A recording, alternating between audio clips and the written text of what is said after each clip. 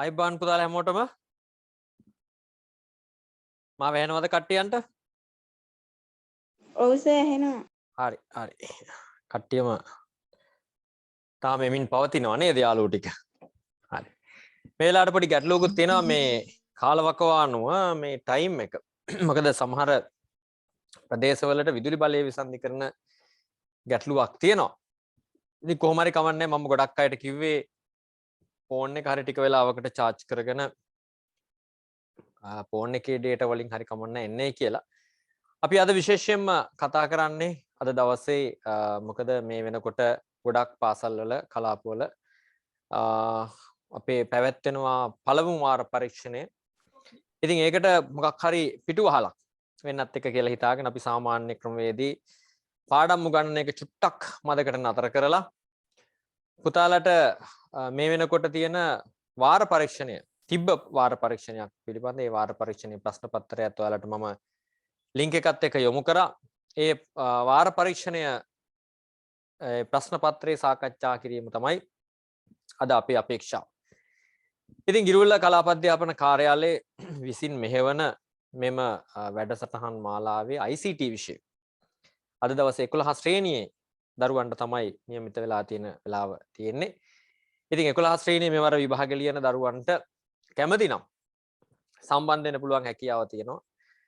10 ශ්‍රේණියේ පන්තිවලට කිසිම ගැටලුවක් නැහැ. 10 ශ්‍රේණිය ඔබට පාඩම් වල ගැටලු මතුවලා තියෙනවා නම් 10 ශ්‍රේණියේ පාඩම් තියෙනවා සෙනසුරාදා උදේ 5 ඉඳලා 7 වෙනකම්.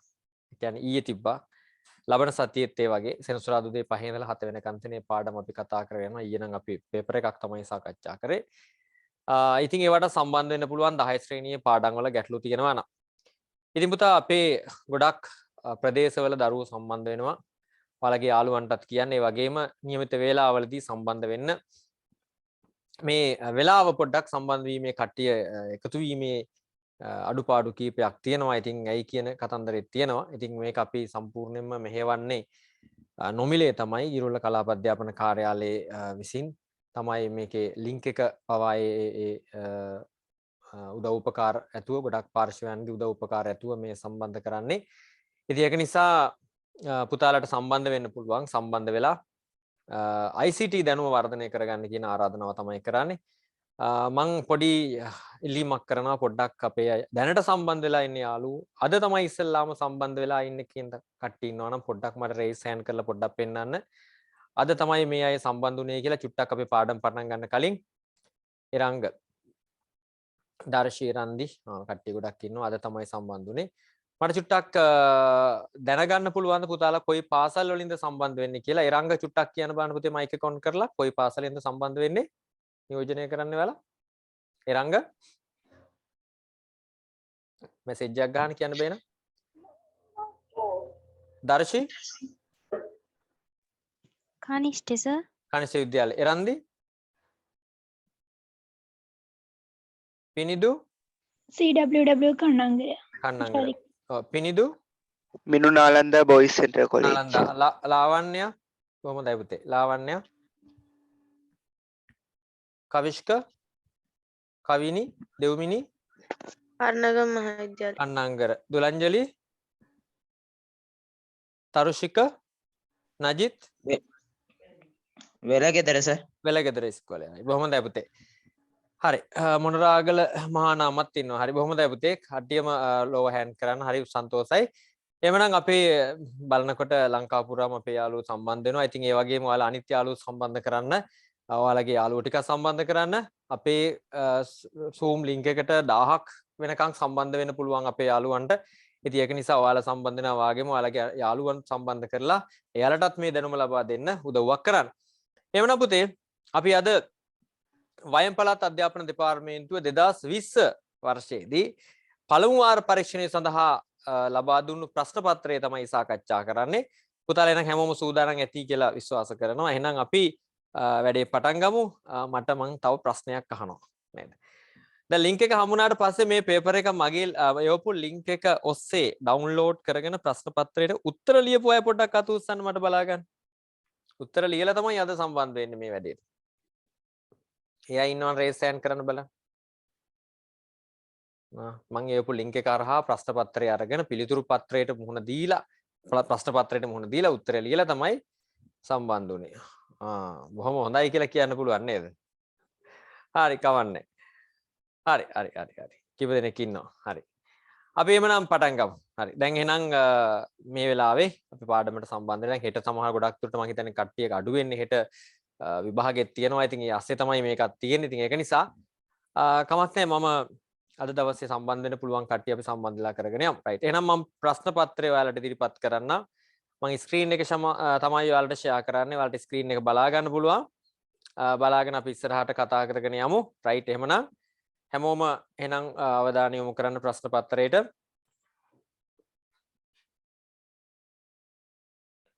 මෙන්න මේක තමයි අපේ ප්‍රශ්න පත්‍රය වෙන්නේ.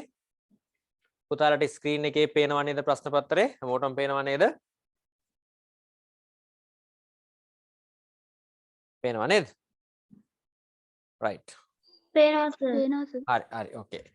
පේනවා සර්. ඔව් ඒත් එක්කම අපේ දරුවෝ මේ වෙනකොට අපේ 11 ශ්‍රේණිය දැන් ඔයාලට මම හිතන්නේ ගොඩක් අද අලුතින් සම්බන්ධ වෙච්ච අපේ දරුවන්ට ලින්ක් එක හම්බ වෙන්නේ නැත්te ඔයාලගේ ගුරුවරු හරහා හෝ එහෙම නැත්නම් වෙනත් ක්‍රමයකින්. ඉතින් එහෙම ප්‍රශ්නයක් නැහැ. අපිට මම මේ වෙනකොට ඔයාලා 10 11 ශ්‍රේණි වල ගෲප් දෙකක් වෙනම හදාගෙන යනවා. ඒ ගෲප් දෙකට අනිවාර්යෙන් මම හැමදාම කරන මේ ඔන්ලයින් ක්ලාස් එකේ ලින්ක් එක දානවා. පුතාලට ඒ ගෲප් එකට සම්බන්ධ වෙන්නත් පුළුවන්. මම ඒකේ ගෲප් එකේ 11 ශ්‍රේණියේ ගෲප් එකේ ලින්ක් එක පුතාලට එවන්නම්. රයිට් ඔයාලට පුළුවන් මේ ලින්ක් එක කරහා ඒ ගෲප් එකට සම්බන්ධ වෙන්න 11 ශ්‍රේණියේ ගෲප් එකට. මම හිතන්නේ මම එව්වා පොඩ්ඩක් ඉන්න බලන්න.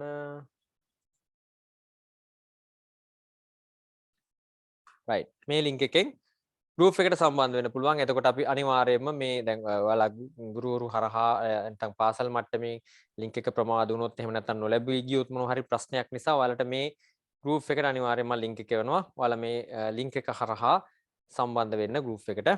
රයිට්. එහෙනම් අපි වැඩේ පටන් ගමු. පළවෙනි වාර පරීක්ෂණයේ පළමු ප්‍රශ්න පත්‍රයෙන් තමයි අපි කතා බහ මෙහෙවන්නේ. ඔන්න ප්‍රශ්න කීපයක් මගෙන් අහලා තිනවා. ඔක්කොම කලින් එකක් චුට්ටක් මම විසඳලා ඉන්නම්.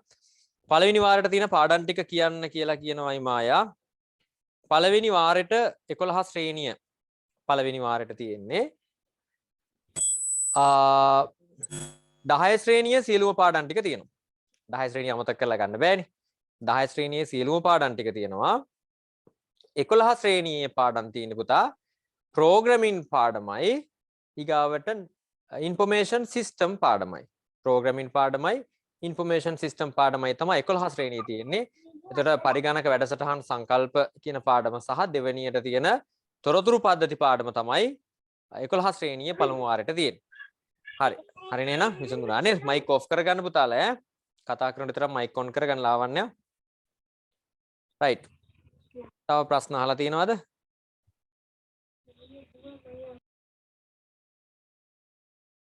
හරි. අය කලාපි ICT ෆ්‍රී ක්ලාස් කරන ලින්ක් දෙන WhatsApp group එක. ඒක තමයි මම group එකේ මැසේජ් කරේ පුතාලා කවුද කවිෂ්ක සම්බන්ධ වෙන්න. රයිට්. හරි නේද? රයිට් ඕකේ. හරි එහෙනම් අපි පාඩම් පටන් ගමු. ඔන්න පළවෙනි ප්‍රශ්නේ අහනවා අපෙන්. 2020 පළමු වාර පරීක්ෂණ 11 ශ්‍රේණියේ වයම පළාත් අධ්‍යාපන දෙපාර්තමේන්තුව මගින් නිකුත් කරපු ප්‍රශ්න පත්‍රය. ඔන්න පළවෙනි ප්‍රශ්නේ. පළමු පරම්පරාවේදී භාවිතා කළ පරිගණක සම්බන්ධයෙන් සාවද්‍ය ප්‍රකාශයක් වන්නේ පාසඳාන් කවරක්දේ කියලා අහනවා. පුතාලා සාවද්‍ය කියන වචනේ තේරුම දැන කියා ගන්න ඕනේ. සාවද්‍ය කියන්නේ වැරදි සහගත කියන එක. සමහරු මේ සාවද්‍ය කියන්නේ නිවැරදි කියලා හිතනවා. නේද? මල්ටිමීඩියා පාඩමෙන් පාඩම් නැහැ මල්ලිකා.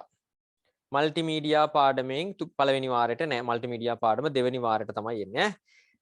පළමු පරම්පරාවේදී භාවිතා කළ පරිගණක සම්බන්ධයෙන් වැරදි සහගත ප්‍රකාශය. සාවද්‍ය කියන්නේ වැරදි සහගත ප්‍රකාශය. මොකක්ද කියන්නේ? පළවෙනි පරම්පරාවේ පරිගණක ගැන කතා කරනකොට පුතා අපි හොඳ ආකාරව දන්නවා පරිගණක දත්ත සකස් කරන වේගය ගොඩක් අඩු වුණා.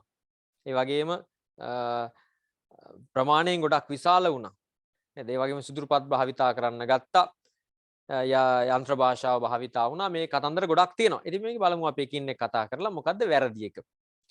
යන්ත්‍ර භාෂාව භාවිතා වීම කියලා පළවෙනි ප්‍රශ්නේ පළවෙනි පිළිතුර තියෙනවා. ඔව් ඒක හරි. යන්ත්‍ර භාෂාව භාවිතා වුණා. දත්ත ආචාර්ය සඳහා සිදුරුපත් භාවිතා කරා. දත්ත ආචායනය කියන්නේ ගබඩා කරන. පුතා ආචායනය කියන්නේ ගබඩා කරනවා. දත්ත ආචායනය කරන්න සිදුරු පත්‍රමේ භාවිත. හැබැයි ආචායනය විතරක් නෙමෙයි දත්ත ඇතුළු කරන්න, ගබඩා කරන්න, ඒ වගේම පිටතට ලබා දෙන්න පවා භාවිතා කරේ සිදුරුපත් සංකල්පය තමයි. සිදුරුපත් ක්‍රමය. නිසා දෙවෙනි ප්‍රකාශය හරි. තුන්වෙනි එක ආචායනය කරන ලද ක්‍රමලේඛන සංකල්ප භාවිතා කිරීම. ඒ කියන්නේ පුතා ආචායනය කියන්නේ ගබඩා කරපු ප්‍රෝග්‍රෑමින් කන්සෙප්ට් එක පාවිච්චි කරා. ඒ කියන්නේ ක්‍රමලේඛනයක් පරිගණකය තුළ ගබඩා කරලා වැඩ කරන්න පුළුවන් කියන කන්සෙප්ට් එක අපේ ENIAC, EDVAC, UNIVAC වගේ පරිගණකවල UNIVAC වගේ පරිගණක එනකොට ඒක පාවිච්චි කරා. හතරවෙනි එක මෙහෙයුම් පද්ධතියක් භාවිතා කිරීම කියන එක සිද්ධ වුණේ නැහැ. එහෙනම් ඔපරේටින් සිස්ටම් පාවිච්චි කරන්න ගත්තේ තුන්වෙනි පරම්පරාව නිසා පළමු පරම්පරාවට අදාළ නැහැ හතරවෙනි ප්‍රකාශනය හතරවෙනි පිළිතුර. එහෙනම් පුතා වැරදි සහගත පිළිතුර වෙන්නේ කීයද පුතා? පිළිතුරු අංකය 4. පිළිතුරු අංකය 4 තමයි වැරදි සහගත ප්‍රකාශනය වෙන්නේ. රයිට්. එහෙනම් අපි දෙවෙනි ප්‍රශ්නෙට යනවා. නන්දනී ව්‍යාපාරයේ වාර්ෂික ප්‍රගති සමාලෝචන රැස්වීමක් සඳහා අවශ්‍ය කරන වාර්තාවක් සම්බන්ධයෙන් පහත අවස්ථා සලකන්න. ඒ අසුරින් නිවැරදි දත්තය ක්‍රියාවලිය හා තොරතුර තෝරන්න. මොකද්ද මේ අහන්නේ? වාර්ෂික ප්‍රගති සමාලෝචන රැස්වීමක් සඳහා අවශ්‍ය කරන වාර්තාවක් ගැන තමයි මේ කියන්නේ. ඒකේ පළවෙනි එක තියෙනවා මේ වාර්තාව සකස් කරන්න වාර්තා විශ්ලේෂණයක් සකස් කිරීමක් මෙතන තියෙන්නේ. කමන්නේ අපි ඒ කියන ප්‍රකාශය බලමු. ව්‍යාපාරයේ එක් මාසවල උපයාගත් ලාභ ප්‍රමාණය ලබා ගැනීම, වාර්ෂික ලාභ විශ්ලේෂණ වාර්තාවක් ඉදිරිපත් කිරීම, එක් මාසයේ ව්‍යාපාරය ලබා ඇති ලාභයේ විශ්ලේෂණය කිරීම. දැන් මේ ප්‍රකාශන තුන අරගෙන දත්ත ක්‍රියාවලිය තොරතුරු මොනවද කියලා ටික තමයි අපෙන් අහන්නේ. එතකොට අපි දන්නවා පළවෙනි එක. ඒ කියන ප්‍රකාශය ගත්තොත් ව්‍යාපාරයේ එක් මාසවල උපයාගත් ලාභ ප්‍රමාණ ලබා ගැනීම. එක මාසවල උපයාගත් ලාභ ප්‍රමාණ ඒක ආදාන වෙන්න ඕනේ. මොකද ලාභ ප්‍රමාණ අරගෙන තමයි විශ්ලේෂණය කරන්න පුළුවන්කම ලැබෙන්නේ. එතන ඉන්පුට්ස් විදියට ගාලා අරන් තියෙන මොකද්ද? මේ ලාභ ප්‍රමාණ. එතකොට ඒ කියන ප්‍රකාශය තුල තියෙන දත්ත. ඊගොඩ B කියන ප්‍රකාශය. ඔක පිළිවෙලට ගත්තොත් එහෙනම් පුතා ඊළඟට එන්න ඕන C. ඒ කියන්නේ එක් මාසයේ ව්‍යාපාරයේ ලබා ඇති ලාභය විශ්ලේෂණය. මාස වෙන වෙනම අරගෙන ඒ ලාභ විශ්ලේෂණය කිරීම ක්‍රියාවලියක්. B වලට තියෙන වාර්ෂික ලාභ විශ්ලේෂණ වාර්තාවක්. ඒක තමයි මොකද්ද? තොරතුරු හැටියට ලැබෙන්නේ. එහෙනම් පුතා අපි පිළිවෙලට ABC පිළිවෙලට ගත්තොත් පළවෙනි එක දත්ත. B වලට මොකද්ද පුතා එන්නේ? තොරතුරු. C වලට මොකක්ද දෙන්නේ? උත්තර දෙන්න. C වලට එන්න ඕනේ ක්‍රියාවලිය. ක්‍රියාවලිය. උත්තර පිළිතුරු අංකය 3 තමයි නිවැරදි පිළිතුර එන්නේ. දත්ත ඊළඟට තොරතුරු C ක්‍රියාවලිය. එහෙනම් පිළිතුරු අංකය 3 තමයි නිවැරදි පිළිතුර වෙන්නේ දෙවෙනි ප්‍රශ්නෙට. අපි ඊළඟට යනවා තුන්වෙනි ප්‍රශ්නේ කතා කරනවා. කර්මාන්ත සඳහා රොබෝ තාක්ෂණ යොදා ගැනීම නිසා ඇති වූ අවාසිදායක තත්ත්වයකි අප්පච්චි. මොකද්ද මේ කියන්නේ? රොබෝ තාක්ෂණය භාවිතා කරනකොට කර්මාන්ත සඳහා මොකද්ද තියෙන අවාසිදායක තත්ත්වය? නේද? රොබෝ තාක්ෂණය භාවිතා කරන තියෙන අවාසිය මොකද්ද කියලා අහනවා. බලමු අපි එකින් එක. හසුරු කුසලතා අහිමි වීම. ඒක පුතා අවාසියක්ද වාසියක්ද? අවාසියක් නේද? ඒ කියන්නේ මිනිස්සු රොබෝ තාක්ෂණය භාවිතා කරනකොට ලියන කියන දේවල් එතකොට ඒ වැඩ කටයුතු කරන නේද අතින් කටයුතු කරන ඒ හැකියාවන් පිළිබඳ ඒ සහජ ඒ කියන්නේ ඒ පුහුණුවන් නැති වෙලා යනවා. ඒ හසුරු කුසලතා අහිමි වෙනවා. ඒක අවාසියක්. අපි දෙවෙනි එකත් බලමු. වෙහෙස නොදැනීම වාසියක්. නේද? පැය 24ෙම සේවයේ යෙදීම හැකියාව වාසියක්. අනුතුරුදායක වැඩ සඳහා යෙදවිය හැකීම වාසියක්. ඒවා රොබෝ තාක්ෂණය භාවිතා කරන තියෙන වාසි. අනිත් පැත්තට ඒකත් මත තියාගන්න. වෙහෙස නොදැනීම පැය 24ෙම වෘත්ත සේවය කරන්න පුළුවන්. අනුතුරුදායක වැඩ. ඒ කියන්නේ ඔය අධික උෂ්ණත්වය සහිත ස්ථානවලට රොබෝ තාක්ෂණය භාවිතා කරන්න පුළුවන්. මිනිසුන්ට යන්න බැරි තැන්වලට රොබෝවරු යොදවන්න පුළුවන්. එතකොට 2 3 4න් තියෙන වාසි. අවාසියක් හැටියට තියෙන්නේ මොකද්ද? අංක 1 තුන්වෙනි ප්‍රශ්නෙට නිවැරදි පිළිතුර වෙන්නේ පිළිතුරු අංකය 1 තමයි නිවැරදි පිළිතුර වෙන්නේ. හරි. හසුරු කුසලතා කියන්නේ මොකක්ද කියලා අහනවා. හසුරු කුසලතා කියන්නේ මොකද්ද? නේද? අපිට මේ අතේ හුරුව ලබාගෙන කරන හැකියාවන් නේද? විවිධ හැකියාවන් දැන් අපි ගත්තොත් එහෙම හසුරු කුසලතා තියෙනවා ගොඩක් අයට. ඒ අය දැන් ගත්තොත් එහෙම දැන් එක එක ක්‍රියාකාරකම් වල තියෙන දැන් මේසම් බාස් කෙනෙක්ට තියෙන හසුරු කුසලතා වෙනස්. නේද? තව එතකොට වාහන ඩ්‍රයිව් කරන කෙනෙකුට තියෙන මේක වෙනස්. යන්ත්‍රයක් මෙහෙවන්න තියෙන කෙනාට හසුරු කුසලතාවය වෙනස්. එයා ඒ කුසලතාවය ලැබලා තියෙනවා. අලුත්ම කෙනෙකුට ගිහලා වැඩේ කරන්න බෑ. ඔන්න ඕක තමයි. ඉතින් එතකොට ඒවා කරන්න හුරු වෙන්නේ නැති වෙනවා මිනිස්සු ඒවත් එක්ක වැඩ කරද්දි. රොබෝ තාක්ෂණයත් එක්ක වැඩ කරන්න යනකොට නේද? ඒ කුසලතා අහිමි වෙනවා. ඉතින් නිකන් බටන් එකක් ප්‍රෙස් කරන්න මොන හරි දෙයක් කරන්න විතරයි දන්නේ. ඉතින් අර වගේ ක්‍රියාකාරකම් කරන්න බැරි වෙනවා කියන එකයි. හතරවෙනි ප්‍රශ්නේ. සංජය සුදේශ් ශිෂ්‍යා වෙළඳපොළින් පරිගණකයක් මිලදී ගැනීමට ගිය අවස්ථාවේදී ඔහුට එම ආයතනයේ ලබා දුන් පරිගණක විස්තර පත්‍රයක කොටසක් පහත දැක්වේ. හතරවෙනි ප්‍රශ්නේ. ඒ කියන්නේ පුතා දැන් වෙළඳපොළකට ගිහිල්ලා පරිගණකයක් මිලට ගන්නකොට එම ආයතනයේ ලබා දුන්න විස්තර පත්‍රිකාව ඔන්න තියෙනවා. විස්තර පත්‍රිකාවක් තියෙනවා. ඔන්නේ විස්තර පත්‍රිකාවේ විස්තර ටික දක්වලා තියෙනවා. Intel Core i5 2.3 gigs ඊගාවට තියෙනවා 15.6 LED display 4GB DDR4 RAM එක 1TB SATA Nvidia GeForce GTX ඒ කියන්නේ hard kind VGA card එක GTX 750 Ti 2GB ඉතින් පුතාලා මේ විස්තර ටික දීලා අහනවා අපෙන් ඉහත විස්තරයන්ට අනුව පරිගණකයේ සකසන වර්ගය සහ වේගය වන්නේ මොකක්ද කියලා. ඒ කියන්නේ පුතා සකසන වර්ගය කියන්නේ processor type එක. processor type එකයි speed එකයි මොකක්ද කියලා අහන අපිට පැහැදිලිව කියන්න පුළුවන්. අපි දැනගන්න ඕනේ සාමාන්‍යයෙන් අපේ පරිගණකයක තුල උනත් අපි දැනගෙන ඉන්න ඕනේ අපේ පරිගණකයේ processorයේ වර්ගය මොකක්ද? speed එක මොකක්ද? RAM එකේ ධාරිතාව මොකක්ද? නේද? VGA card එකේ ස්වභාවය මොකක්ද?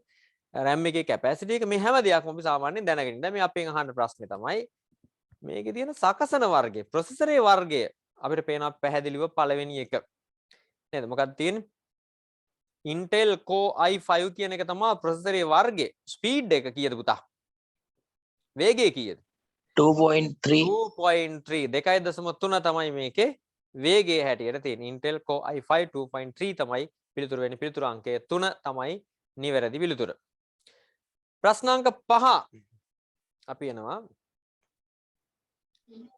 පරිගණකයේ පරිණාමය හා සම්බන්ධ පහත ප්‍රකාශ සලකා බලන්න. පුතා පරිණාමය කියන එක අපි දන්නවා අතීතයේ ඉඳලා ක්‍රමානුකූලව විකාශනය වෙලා වර්තමානයේ වන විට අද තත්ත්වයට දැන් පරිගණකයේ ඇවිල්ලා තියෙනවා.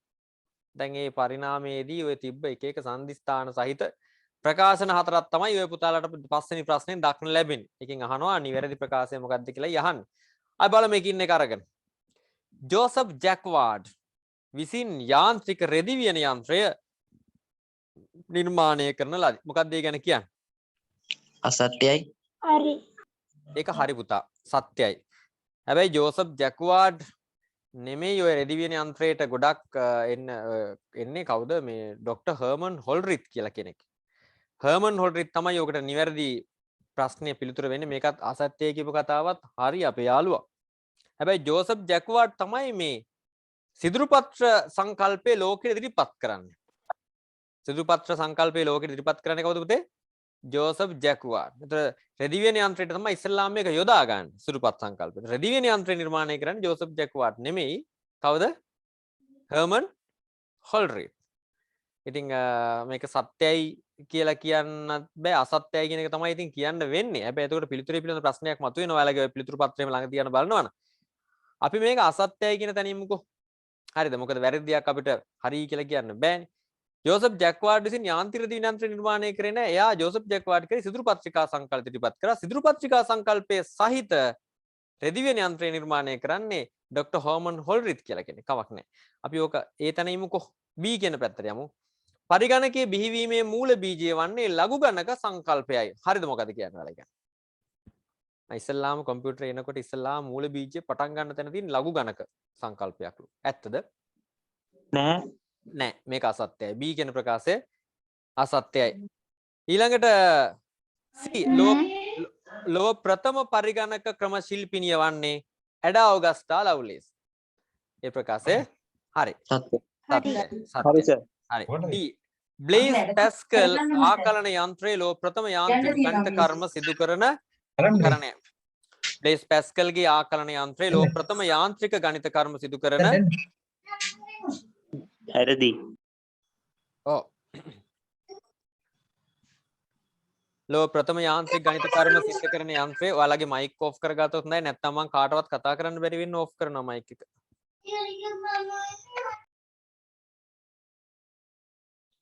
මම දැන් මයික් එක සම්පූර්ණයෙන් මියුට් කරන්න නැතුව තියෙන යාළුවන්ට කතා කරන්න අවස්ථාවක් දෙන්න ඕන නිසා ඔයාලා පන්තියට සම්බන්ධ වෙනකොට තමන්ගේ මයික් එක ගැන අවධානය යොමු කරගෙනම එන්න. නැත්තම් යනකොට ඔයාලා එනකොට සද්ද දාගෙන එන්න. එතකොට මොකද වෙන්නේ? අනිත් අයට සම්බන්ධ වෙන්න බැරි වෙනවා.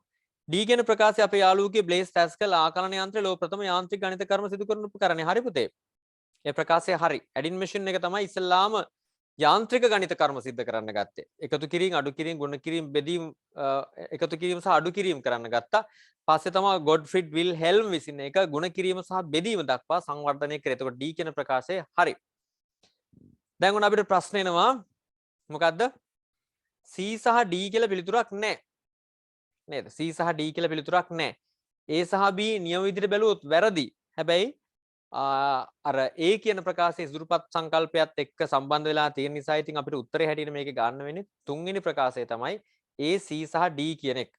ඉතින් මේක පිළිතුරක් නොමැති නිසා හැබැයි මතක තියාගන්න අර මම A කියන ප්‍රකාශය තුල කියපු කතන්දරේ ඒ ඉතිහාසය තුල ජෝසප් ජැක්වාඩ් සහ හර්මන් හොල්රිත් පටල ගන්න නැතුව තියෙන්න ඕනේ. ජෝසප් ජැක්වාඩ් සිදුරු පත්‍රිකා සංකල්ප ඉදිරිපත් කරා. ඩොක්ටර් හර්මන් හොල්රිත් රෙදිවියන යන්ත්‍රය ඉදිරිපත් කරා. එතකොට ජෝසප් ජැක්වාඩ්ගේ සිදුරුපත් සංකල්පය භාවිතා කරා රෙදිවියන යන්ත්‍රය තුල. රයිට් කමන්නේ අපි තුන්වෙනි පිළිතුර නිවැරදි කියන තැනට එමු. ඊට පස්සේ අපි යනවා 6 වෙනි ප්‍රශ්නෙට. පහ සඳහන් වගන්ති සලකා බලන්න. පරිගණක ජාලයක යම් තොරතුරක් හුවමාරුවේදී ජාලයට සම්බන්ධ ස්විචය ඒට සම්බන්ධ සියලු පරිගණක වෙත එකවර එම තොරතුරු යොමු කරති. ඔන්න බලන්න කතන්දරේ චුට්ටක් බලන්න ඒක. පරිගණක ජාලයක යම් තොරතුරක් හුවමාරුවේදී දැන් කම්පියුටර් නෙට්වර්ක් එකක් ගත්තාම මේ නෙට්වර්ක් එකේ තොරතුරු හුවමාරු කරනකොට ජාලයට සම්බන්ධ කරලා තියෙන ස්විච් එකට සම්බන්ධ සියලු පරිගණක වෙත එකවර තොරතුරු යොමු කරනවා කියලා. පුතා මේ අපෙන් අහන්නේ මේ ස්විච් සහ හබ් එක ගැන තියෙන වෙනස්කමක් ගැන තමයි අහන්නේ. මේ කියන්න යන්නේ. දැන් මේ හබ් එකේ තියෙන ගුණාංගයක් තමයි මේ ස්විච් එකට සම්බන්ධ කරලා කියන්නේ. දැන් හබ් එකේ ගුණාංගය තමයි යෝක. මොකද්ද? පරිගණක ජාලයක යම් තොරතුරක් දැන් හබ් එක සම්බන්ධ කරලා නෙට්වර්ක් එකක් ගහලා තිබ්බොත් හබ් එකෙන් කරන වැඩේ තමයි සියලු පරිගණක වෙත එකවර තොරතුරු යොමු කරන එක. හැබැයි ස්විච් එහෙම කරන්නේ නැහැ. දැන් ওই ස්විච් එක කියලා තියෙන ස්විච් එහෙම කරන්නේ ස්විච් කරන්නේ අදාළ පරිගණකයේ විතරක් අවශ්‍ය තොරතුරු යොමු කරන එක. ඒක තමයි හබ් එක සහ ස්විච් අතර තියෙන වෙනස. දැන් තරුවාකාරී ජාලයක් පිහිටවනකොට මැදගත් උපාංගය හැටියට ස්විච් එක හරි හබ් එක හරි යොදා ගන්න පුළුවන්. එතකොට ස්විච් එක යොදාගත්තොත් තමයි ගොඩක් හොඳ. දැන් වර්තමානයේ භාවිතා කරන්නේ ස්විච් එක. දැන් ඔයාලගේ පරිගණක විද්‍යාගාරය තුල අර පැත්තක දාලා තියෙන ලොකු පෙට්ටියක් පිටියට හයි කරලා යකඩ පෙට්ටියක්. ඕක ඇතුලේ තමයි ස්විච් එක තියෙන්නේ. ඉස්සර ඔය වෙනුවට පාවිච්චි කරේ හබ් එක. හබ් එකේ දත්ත සම්ප්‍රේෂණ වේගය අඩුයි. ඒ වගේම පරිගණක වෙත ඔය කියන කාරණාවේ සිද්ධ වෙන දේ සිද්ධ වෙනවා. සියලු පරිගණක වෙත එකවර තොරතුරු යොමු කරනවා. එහෙම වුණාම අදාළ පරිගණකයටයි වැඩක් නැති අනිත් හැමෝටමයි ඊයේ තොරතුරු යනවා. ඉතින් හබ් එකට වඩා ස්විච් එක ඊට වඩා අනන්‍යව අදාළ අයට විතරක් තොරතුරු යවන්න පුළුවන්. ඒකට පුතා ඒ කියන ප්‍රකාශය ගත්තොත් ඒ ප්‍රකාශය වැරදි. ඒ කියන්නේ ස්විච් එකට සම්බන්ධ ප්‍රකාශයක් නෙමෙයි ඔය. ඒ හබ් එකට සම්බන්ධ ප්‍රකාශයක්. ඒ නිසා ඒ ප්‍රකාශය වැරදි. පරිගණක ජාල දෙකක් හෝ ඊට වැඩි සංඛ්‍යාවක් එකිනෙක සම්බන්ධ කිරීමට මං හසුරුව නැත්නම් රවුටර් එක යොදා ගන්න. හරියටම හරි. සාමාන්‍ය රවුටර් එක පාවිච්චි කරන්නේ පරිගණක ජාල දෙකක් හරි ඊට වඩා වැඩි ගාණක් එකට සම්බන්ධ කරන්න තමයි රවුටර් එක පාවිච්චි කරන්නේ. මේ ප්‍රකාශය නිවැරදි. C කියන එක. අන්තර්ජාලයෙන් හෝ ප්‍රාදේශීය ජාලයකින් දත්ත හෝ තොරතුරු ඉල්ලුම් කරන්නා සේවාලාභියෙකු වේ. මොකද්ද කියන්නේ? අන්තර්ජාලයෙන් හෝ ප්‍රාදේශීය ජාලයකින් දත්ත තොරතුරු දැන් අපිත් එහෙමනේ අපි සේවාලාභිය පුතා. අපි අන්තර්ජාලය තුල සේවාලාභී අපි ක්ලයන්ට්ලා. එතකොට අපි සේවාලාභී නම් පුතා අන්තර්ජාලයේ තව ලොක්කන්ට කියන නම මොකද්ද? අපි සේවාලාභියෝ ක්ලයන්ට්ලා. ලොක්කෝ කවුද? සේවාදායක. සේවාදායක. හරියටම හරි. very good. සර්වර් කියලා කියනවා අපි යාලට.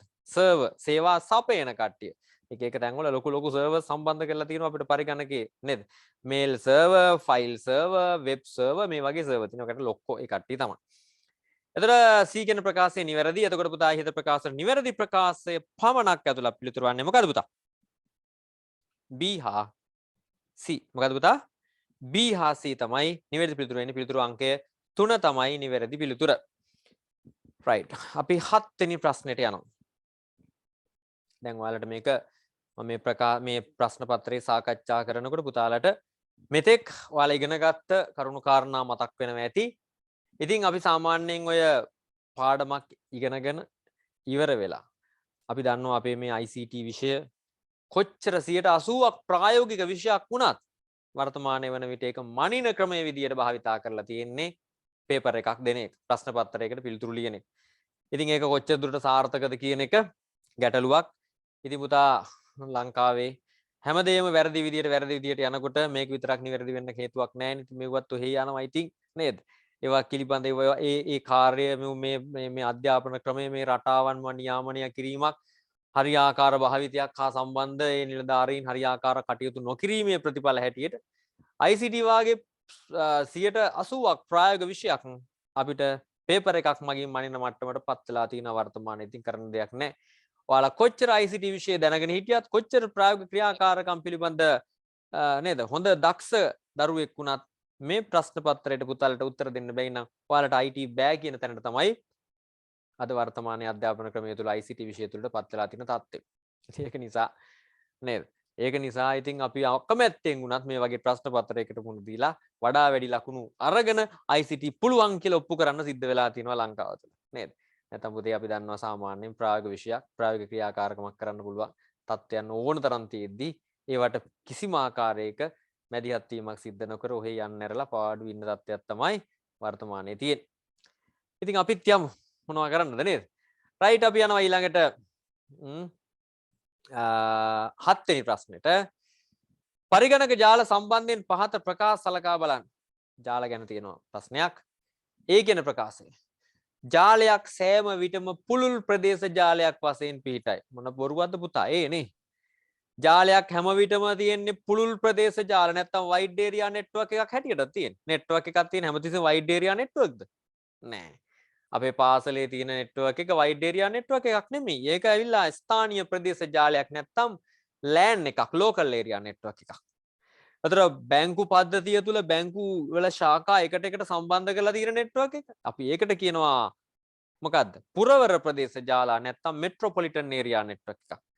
අතර ලෝකයේ පුරාම තියෙන පරිගණක ලෑන් ජාල, වෑන් ජාල ඔක්කොම ටික එකට එකතු කරලා සම්බන්ධ කරන පරිගණකයේ ජාලය තමයි අපි කියන්නේ පුළුල් ප්‍රදේශ ජාලයක් නැත්තම් වයිඩ් ඒරියා නෙට්වර්ක් නැත්තම් වෑන්. ඒ නිසා පුතා ජාලයක් සෑම විටම පුළුල් ප්‍රදේශ ජාලයක් වෙන්නේ ලෑන්, මෑන්, වෑන් කියලා වර්ග තුනක් තියෙනවා. Local area network, metropolitan area network, wide area network කියලා ආකාර තුනක් තියෙනවා. ඒ නිසා ඒ කියන ප්‍රකාශය හරිද වැරදිද පුතා?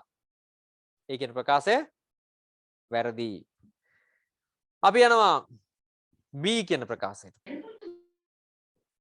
දෘඩාංග හා මෘදුකාංග මධ්‍යගතව කළමනාකරණය සිදු කළ හැකිය. මොකක්ද ඒ කියන්නේ? දෘඩාංග හා පරිගණක ජාලයක් අපි සකස් කරගත්තට පස්සේ දෘඩාංගයි මෘදුකාංගයි මධ්‍යගතව කළමනාකරණය කරන්න පුළුවන්ලු. මොකද කියන්නේ ඒ කියන්නේ? හරිද වැරදිද? උත්තර දෙන්න බෑ මයික් ඔන් කරලා. මධ්‍යගතව කළමනාකරණය හරියටම හරි. දෘඩාංග මෘදුකාංග දෙකම මධ්‍යගතව කළමනාකරණය කරන්න පුළුවන්. නෙට්වර්ක් කරපුවාම පුළුවන් පුතා. ඔය සම්බන්ධ කරලා තියෙන හાર્ඩ්වෙයාර් ඔය කම්පියුටර්ස් ඒ වගේම වගේ තියෙන සොෆ්ට්වෙයාර්ස් මැනේජ් කරන්න පුළුවන්, මේන්ටේන් කරන්න පුළුවන්. එක් ප්‍රකාශය හරි. C කියන පැත්තට එමු. සම්බන්ධිත උපක්‍රම සෑම විටම රැහැන් මගින් සම්බන්ධ කර ඇත. පුතා නෙට්වර්ක් එකක් හදන්නේ රැහැන් වලින් විතරද? සෑම විටම රැහැන් වලින් විතරද? නෑ. අපි ගැන කතා කරලා තියෙනවා. පරිගණක දත්ත සම්ප්‍රේෂණ මාධ්‍යයන් කියන කියද්දි රැහැන් සහිත, රැහැන් රහිත, ගයිඩඩ් මීඩියා, නන් ගයිඩඩ් මීඩියා, නියමු මාධ්‍ය, නියමු නොවන මාධ්‍ය කියලා. ඉතින් ඒ කියන BC කියන ප්‍රකාශය වැරදි. එහෙනම් පුතා මේ ප්‍රකාශ අනුව මොකද්ද අපිට තියෙන පිළිතුර? B පමණක් නිවැරදි. B පමණක් නිවැරදි වේ. පිළිතුරු අංකය 2 තමයි නිවැරදි පිළිතුර වෙන්නේ. අපි යනවා ප්‍රශ්නාංක 8ට. ප්‍රශ්නාංක 8. පහත එහි දැක්වෙන පරිගණක දෘඩ කොටස් මගින් ඉටු කරන කාර්ය නිවැරදිව B තීරුවෙන් ගලපන්න. අන්න A කියන එකත් එක්ක B කියන එක ගලපන්නලු. මෙහෙයුම් යටිය ජොයිස්ටික්. පුතාලා දන්නවා ජොයිස්ටික් කියන්නේ මොකක්ද කියලා? දැන් මේ ගේම් එහෙම සෙල්ලම් කරන්න පාවිච්චි කරන ඉන්පුට් ඩිවයිස් එකක් ඕක. ඒ වගේම අපි ඕකට කියනවා ලක්ෂීය උපක්‍රමයක්. නැත්තම් දැක්වීමේ උපක්‍රමයක්. නැත්තම් පොයින්ටින් ඩිවයිස් එකක්. ඔහොම කියලා කියන වර්ග තියෙනවා ගොඩක්. ඒතර පුතා මෙහෙයුම් යටිය කියන එකත් එක ගැලපෙන්නේ මොකද්ද? B පරිගණක දැක්වීමේ උපක්‍රමයේ පරිගණක දැක්වීමේ උපක්‍රමයේ එකට හරියන්නේ B. එකට B කියලා පටන් ගන්න උත්තර තියෙන නම් දෙවෙනි පිළිතුර විතරයි. ඒ නිසා අනිත් අය නැතත් උත්තරේ හරියයි. සමහරට අපි අනිත්වත් නිකන් කියලා බලමු. චුම්බක තීන් තනු ලක්ෂණ කියවන MICR එක භාවිතා කරන්නේ චෙක් පත්‍ර නිවැරදිතාවය පරීක්ෂා කිරීම සඳහා. 2ට C. 3 වෙබ් කැමරාව භාවිතා කරන්නේ මොකටද? වීඩියෝ සම්මන්ත්‍රණ වලදී යොදාගන්නේ. 3ට D. 4 පරිගණක තිරය භාවිතා කරන්නේ තිරය මත නැරඹීම සඳහා පමණක් තොරතුරු ප්‍රතිදානය කරන්න. 4ට A. පිළිතුරු අංකය කීයද? පිළිතුරු අංකය 2 තමයි නිවැරදි පිළිතුර වෙන්නේ. අපි 9 වෙනි ප්‍රශ්නෙට එනවා. ද්විතීය මතකයට එහෙම නැත්නම් සෙකන්ඩරි මෙමරියට අයත් චුම්බක මාධ්‍ය උපාංග සඳහා උදාහරණ දෙකකි. දැන් මේ ගැන කතා කරද්දී පුතාලා මතක තියාගන්න ඕනේ කාරණාවක් තමයි චුම්බක මාධ්‍ය, ප්‍රකාශ මාධ්‍ය, ඝන තත්ත්වයේ මාධ්‍ය කියලා මේ සෙකන්ඩරි මෙමරි නැත්නම් ද්විතීය මතකයේ කොටස් තුනකට බෙදනවා තාක්ෂණය අනුව. මොනවාද මේ තාක්ෂණයන් තුන? චුම්බක තාක්ෂණය, ප්‍රකාශ තාක්ෂණය, ඝන තත්ත්වයේ තාක්ෂණය. අපෙන් අහන්නේ මේ චුම්බක මාධ්‍ය සඳහා උදාහරණ මොකක්ද? චුම්බක මාධ්‍ය සඳහා භාවිතා කරන ඩිවයිස් උපාංග තමයි දෘඩ තැටිය සහ නම්‍ය තැටිය. දෘඩ තැටිය කියන්නේ hard disk එක, නම්‍ය තැටිය කියන්නේ floppy disk එක. නේද? අන්නේ උපකරණ දෙක උපාංග දෙක තමයි චුම්බක තාක්ෂණය. දැන් අපි නිකමට බලමුකෝ අනිත් උත්තර මොනවද දෙන්නේ කියලා. දෙවෙනි උත්තරේ සංයුක්ත තැටිය, සංඛ්‍යාංක බහුවිධ තැටිය. ඒ දෙකයි තියෙන්නේ ප්‍රකාශ තාක්ෂණය. තුන්වෙනි උත්තරේ ගත්තොත් බ්ලූරේ තැටි කියන්නේ ප්‍රකාශ තාක්ෂණය, චුම්බක පටි කියන්නේ චුම්බක තාක්ෂණය. දෙකක් තියෙනවා. හතරවෙනි උත්තරේ ගා සැනලි මතකයේ සම්භාව්‍ය ප්‍රවේශ මතකය ගත්තොත් ඝන තත්ත්වයේ තාක්ෂණය. දැන් අපෙන් අහන්නේ චුම්බක තාක්ෂණය නිසා පිළිතුරු අංකය 1 තමයි නිවැරදි පිළිතුර වෙන්නේ. අපි 10 වෙනි ප්‍රශ්නෙට යමු.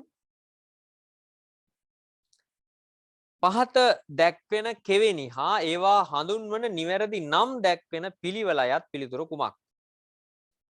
පුතා අංක 1 පළවෙනි කෙවෙනිය මොකක්ද? VGA එක. PGA. ඔන්න වරද්දලා තියෙනවා මේ පේපර් එකේ. පුතා මේ පේපර් එකේ මේක වරද්දලා තියෙන්නේ. පේපරේ හැදුවේ නම් කවුද කියලා දන්නේ නැහැ. ඈ පුතේ? SDMI. ඔව් පළවෙනි කෙවෙනිය VGA කෙවෙනිය නෙමෙයි ඔය රූප සටහනේ තියෙන්නේ නම්. සේක ශ්‍රේණිගත කෙවෙනිය නේද? ඒක ශ්‍රේණිගත කෙවෙනිය ෆීමේල් පැත්ත ඔය තියෙන්නේ. තේරුණාද?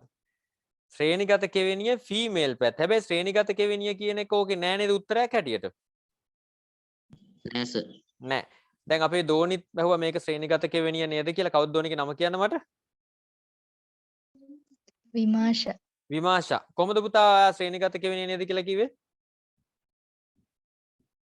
දැන් අපි මේක දැක්ක ගමන් බග් ගාලා මේක දැන් අපේ ඔය මේ පේපරේ හදපු අයත් මේක පටලගෙන තියෙන්නේ මේ ප්‍රශ්නේ. නේද? සේකේ විවර 9ක් තියෙනවා මං එහෙම කිව්වා. right very good දෝනි very good බොහොම හොඳයි. දැන් සාමාන්‍යයෙන් VGA පෝට් එකක් නම් ඔතන තියෙන්නේ අනිවාර්යයෙන්ම තියෙන්න ඕනේ ඔතනට හෝල්ස් 15ක් තියෙන්න ඕනේ. හෝල්ස් කියන්නේ සිදුරු තියෙන්න ඕනේ කීයක්ද? 15ක්. පේලි 3කින් තමයි මේ සිදුරු 15 තියෙන්නේ. හරිද? පේලි 3කින් තමයි තියෙන්නේ. එතකොට ඔය පළවෙනි රූප සටහනේ තියෙන පින්තූරය ශ්‍රේණිගත කෙවෙනිය ෆීමේල් පැත්තක් තියෙන එකක් ඕක. ඕක VGA පෝට් එකක් නෙමෙයි. නේද? වීඩියෝ කෙවෙනිය එකක් නෙමෙයි ඕක. ඕක ශ්‍රේණිගත පැත්තේ තියෙන එකක්. ඒ නිසා ඔය පෝට් එක අපිට ගන්න බෑ. ඔයක දැන් මේ ප්‍රශ්න පත්‍රයට ඔයාලා ඒක ලිව්වා නම් ගැටලුවක් නෑ. ඉතින් දැන් ඕක තියෙන නිසා නැත්තම් අපි හරි විදියට දැනගන්න ඕනේ පුතා. ඕක තමයි අපේ ඔය තියෙන ගැටලු. හැමෝටම ඔය දැන් බලන්න දැන් මේ ඇවිල්ලා වයිම පළාත් ප්‍රශ්න පත්‍රයේ තිබ්බ දෝෂයක් ඕක. මේ දෝෂේ කවුරුත් දැකලා නෑ මේක. මේ පෝට් එක මේක වැරදි කියලා කියන්නේ. අනිත් ටික නම් ගැටලුවක් නෑ. අනිත් තුන අපි නිකන් බලමුකෝ දෙවෙනි පෝට් එක මොකද්ද? PS2 හරියටම හරි. තුන්වෙනි පෝට් එක parallel port. පැරල් පෝට්. දැන් මෙතනත් පොඩි දෝෂයක් තියෙනවා. සාමාන්‍යයෙන් පැරල් පෝට් එක නිල් පාටින් නෙමෙයි තියෙන්නේ. මොන පාටින්ද තියෙන්නේ? සමාන්තරගත කෙවෙනිය තියෙන නිල් පාටින් නෙමෙයි. දම් පාටින් තියෙනනේ. රෝස පාට නැත්තම් දම් පාට වගේ තමයි තියෙන සාමාන්‍යයෙන් පැරල් පෝට් එක නිල් පාටක් නෙමෙයි ඒක.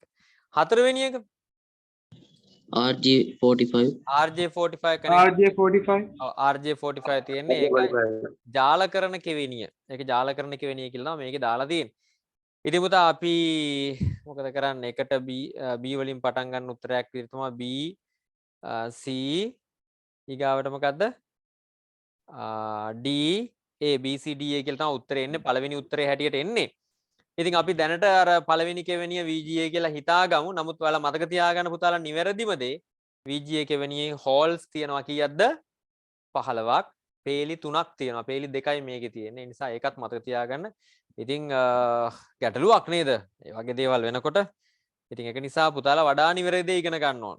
නේද? අනාගතයේදී ඉස්සරහට IT ශාස්ත්‍රයේ ඉදලා ඉන්න අය අනිත් එක දැන් වෙනත් විෂයක් ඉගෙනගෙන නම් අද ඉගෙන ගත්තා හෙට අනිද්දා භාවිතයක් නැහැ. භාවිතයක් නැති නිසා වැරදි දෙයක් ඉගෙන ගත්තත් භාවිතේ නැති නිසා ප්‍රශ්නයක් ඇති වෙන්නේ නැහැ. හැබැයි ICT වගේ විෂයක වැරදි දෙයක් වැරදි විදිහට ඉගෙන ගත්තොත් එහෙනම් මොකද වෙන්නේ? ඉදිරියේදී භාවිතා කරන්න ගත්තාම ප්‍රශ්න මතුවෙනවද නැද්ද පුතා? අනාගතයේ අපි නිතර අපි දන්නවා ICT ප්‍රායෝගික විෂයක්.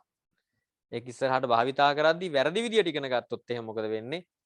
අපිම සවුත් වෙනවා නේද? ඉස්කෝලවල කියලා දෙනවා නැත්තම් පොත්පත්වල තියෙනවායි කියලා විතරක් නේ. අපි ඒක තර්කානුකූලව නිවැරදි ඉගෙන ගන්න ඕනේ වර්ධින්න නැතුව. එහෙනම් අපි යනවා 11 වෙනි ප්‍රශ්නෙට. පහත් දැක්කෙන කුමක් ටෙරාබයිට් 2ට තුල්‍ය වේද? ඔන්න ප්‍රශ්නේ. සාමාන්‍යයෙන් විභාග ප්‍රශ්නයකට මේ වගේක් ඇවිල්ලා තියෙනවා. දැන් මේ ප්‍රශ්නේ හැදුවත් දැන් ඔයාලා මට ඉල්ලීමක් කරොත් මම මේක කියලා දෙන්නම්.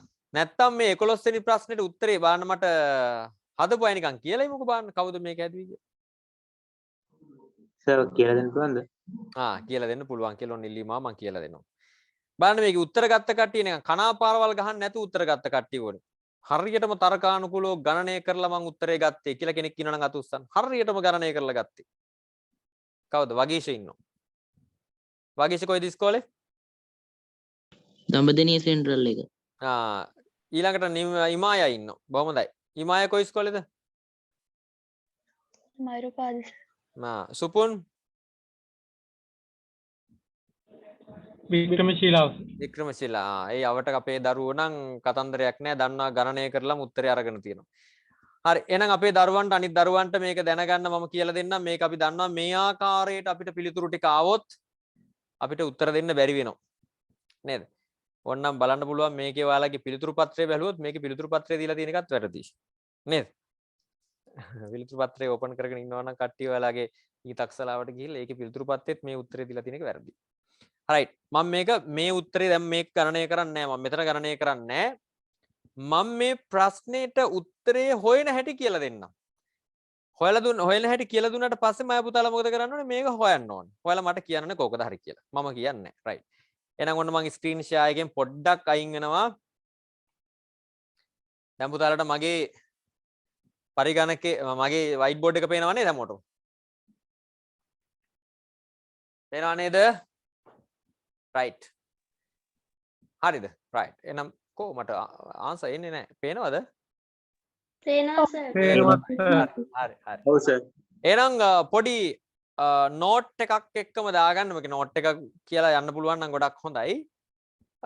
එහෙම දාගත්තොත් තව ටිකක් පැහැදිලි වෙයි. චුට්ටක් වෙලා ගියත් කමන්නේ මම මේක කියලා දෙන්නම්. මේක පාඩමක්. මේ පාඩම ගොඩක් අය අතින් කියලා දෙන්නේ නැහැ. අමාරුයි. කියන්නේ ඒක මග අරින්න.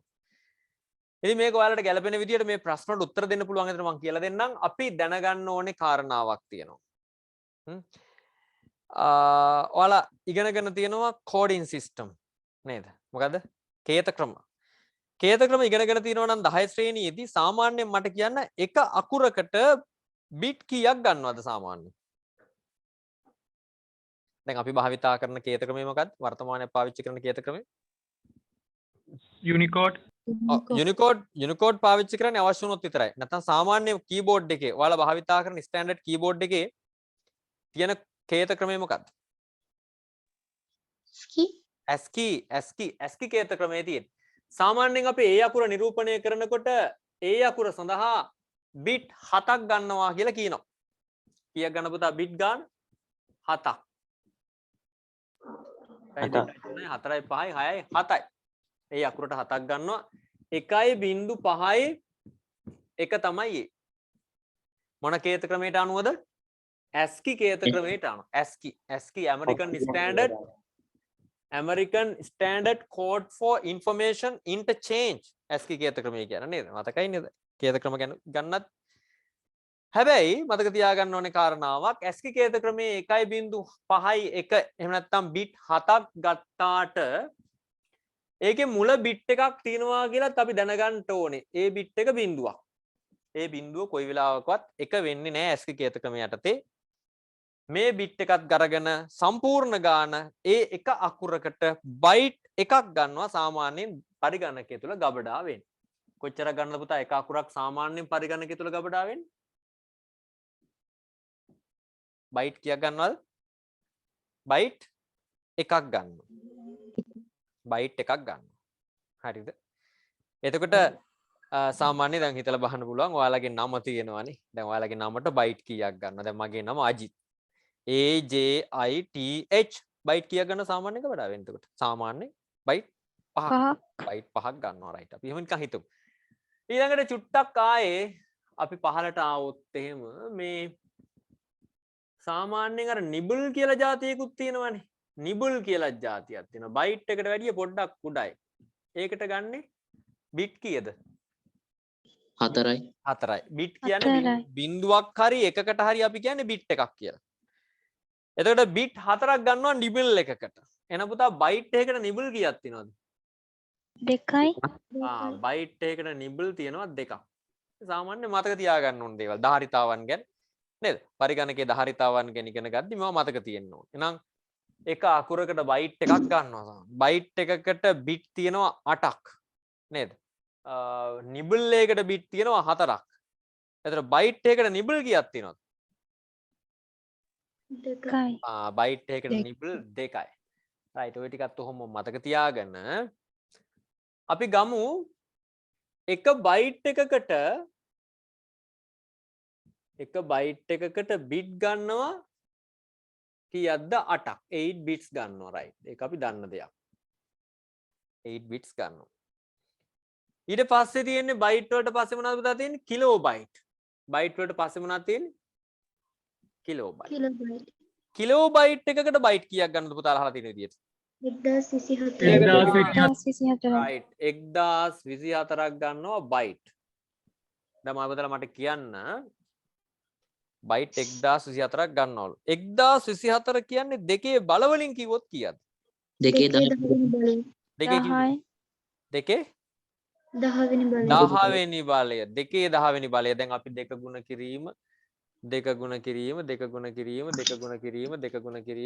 කිරීම ලියාගෙන ගියොත් දෙවරක් දෙක 4 හතරක් දෙක 8 අටක් දෙක 16 16 වරක් දෙක 32යි 32 වරක් දෙක 64 64 වරක් දෙක 128 128 දෙක 256යි 256 දෙක 512යි 512 දෙක 1024යි.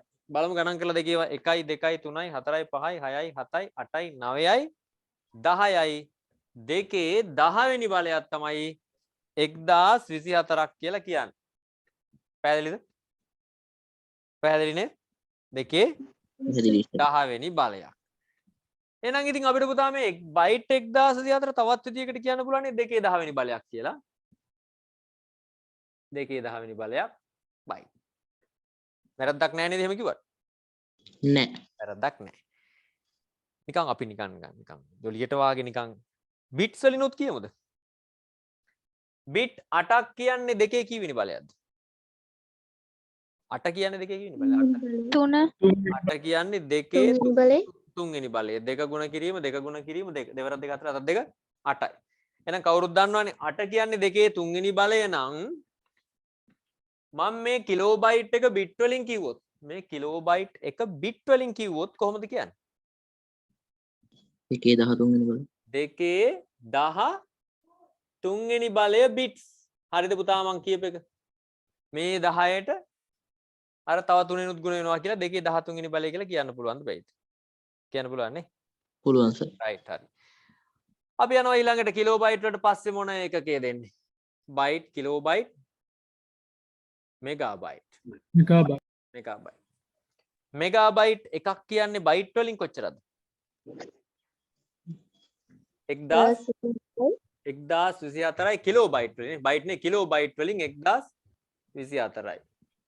ඒක බලයක් විදිහට කිව්වොත් දෙකේ 10 වෙනි බලයක් කිලෝබයිට්.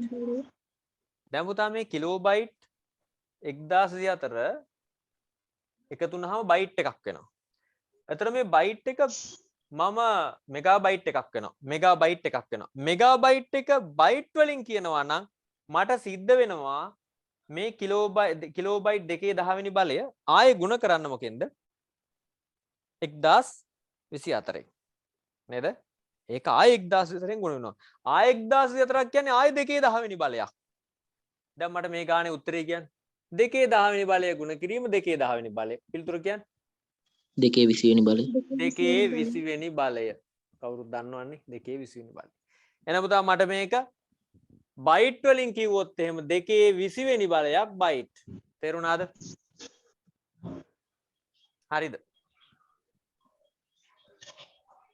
හරි නේද? right. අපි යනවා ඊළඟ එකකට. මොකක්ද ඊළඟ එකකේ? ඊළඟ එකකේ බයිට් මෙගාබයිට් වලට පස්සේ ගිගාබයිට්.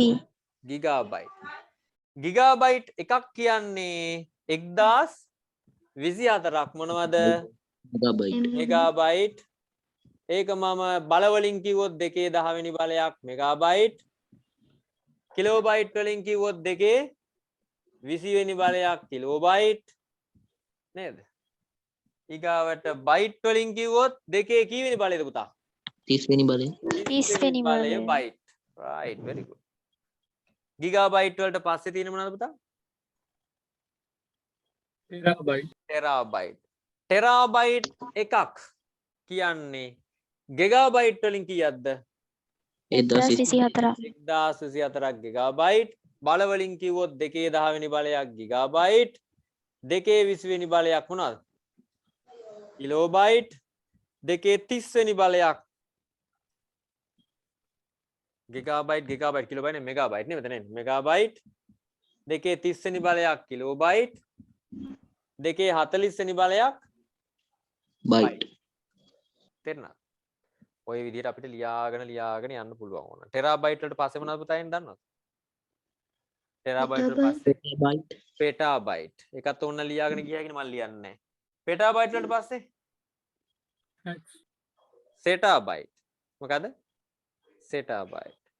ඊළඟට හෙක්සාබයිට්. ඊළඟට ජොටාබයිට්. මොකක්ද තව තියෙනවා ඉස්සරහට පහළට නේ. හරි.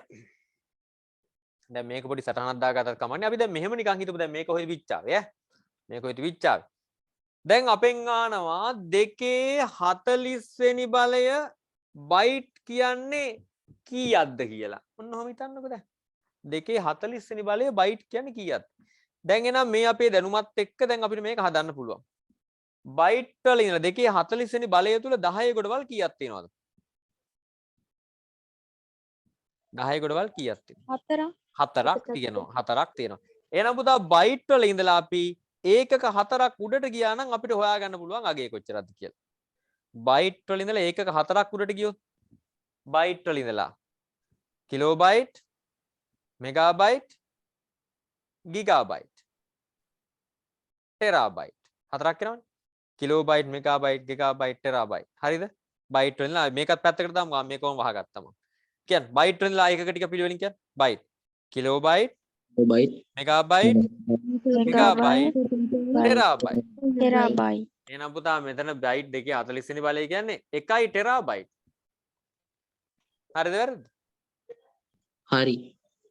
කිලෝබයිට් 2.20 වෙනි බලය කියන්නේ කොච්චරද කියලා මට කියන්න. ඔයාලා හදලා කියන්න. කිලෝබයිට් 2.20 වෙනි බලය.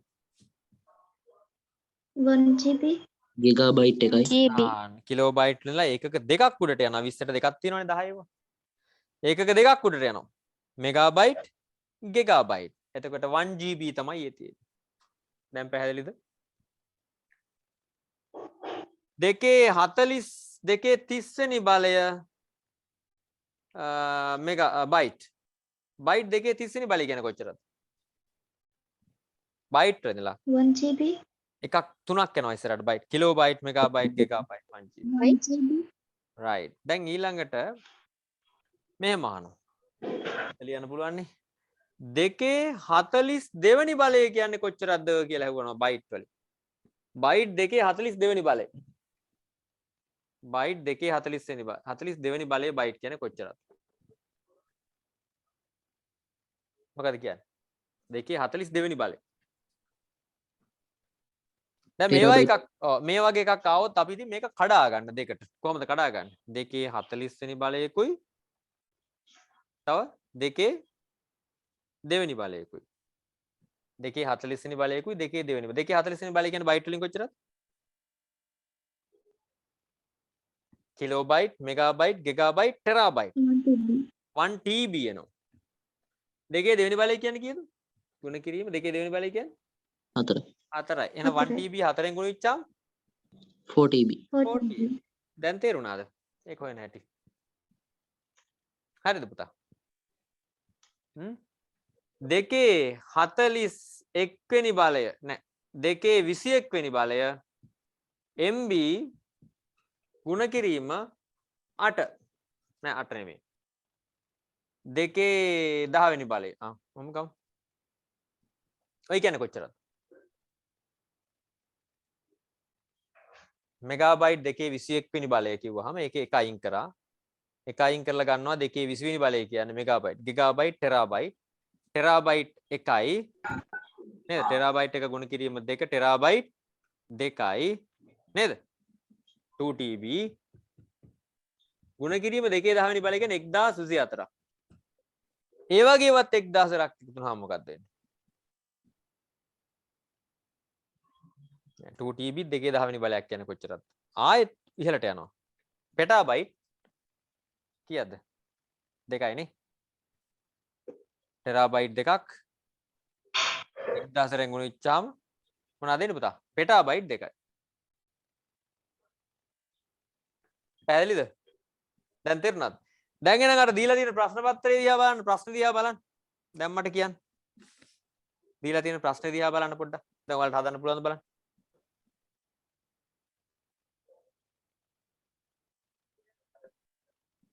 බලන්න පළවෙනි එකේ පෙන්නන්නේ මොකක්ද 2 40 වෙනි බලය කිලෝබයිට් ගුණ කිරීම 2 දැන් කිලෝබයිට් වල ඒකක 4ක් ඉස්සරහට යමු කිලෝබයිට් මෙගාබයිට් ගිගාබයිට් ටෙරාබයිට් පෙටාබයිට් අතට පළවෙනි උත්තරෙන් කියන්නේ පෙටාබයිට් 1යි ඒක දෙකෙන් ගුණ වෙච්චාම පෙටාබයිට් 2යි පෙටාබයිට් 2යි දෙවෙනි උත්තරය ගන්න බයිට් 2 40 වෙනි බලය ගුණ කිරීම 2 බයිට් 2 40 වෙනි බලය බයිට් වල එක 4ක් උඩට යන්න ටෙරාබයිට් එකයි terabyte bite kilobyte megabyte gigabyte terabyte එකයි ඒක ගුණ වෙනවා දෙකෙන් ටෙරාබයිට් 2යි මොකද පුතා උත්තරේ එන්නේ අංක 2 අංක 2 තමයි පිළිතුර දැන් නිකමට වගේ තුන්වෙනි පිළිතුර කියන්න බෑ කොච්චරද දෙන්නේ තුන්වෙනි පිළිතුරේ මෙගාබයිට් 2 40 වෙනි බලය megabyte gigabyte terabyte petabyte zettabyte terabyte 2යි ටෙටාබයිට් 2යි රයිට් වෙරි ගුඩ් දැන් මේ වගේ ප්‍රශ්නයක් ආවම මම පුතාලට උත්තර ලියන්න පුළුවන්ද හොයන්න පුළුවන් නේ රයිට් වෙරි ගුඩ් රයිට් ඔයාලට අවශ්‍යද මේක ලියාගන්න ඔව් සර් රයිට් ලියාගන්න ඩෝංගල් විනාඩි 2කින් ලියාගන්න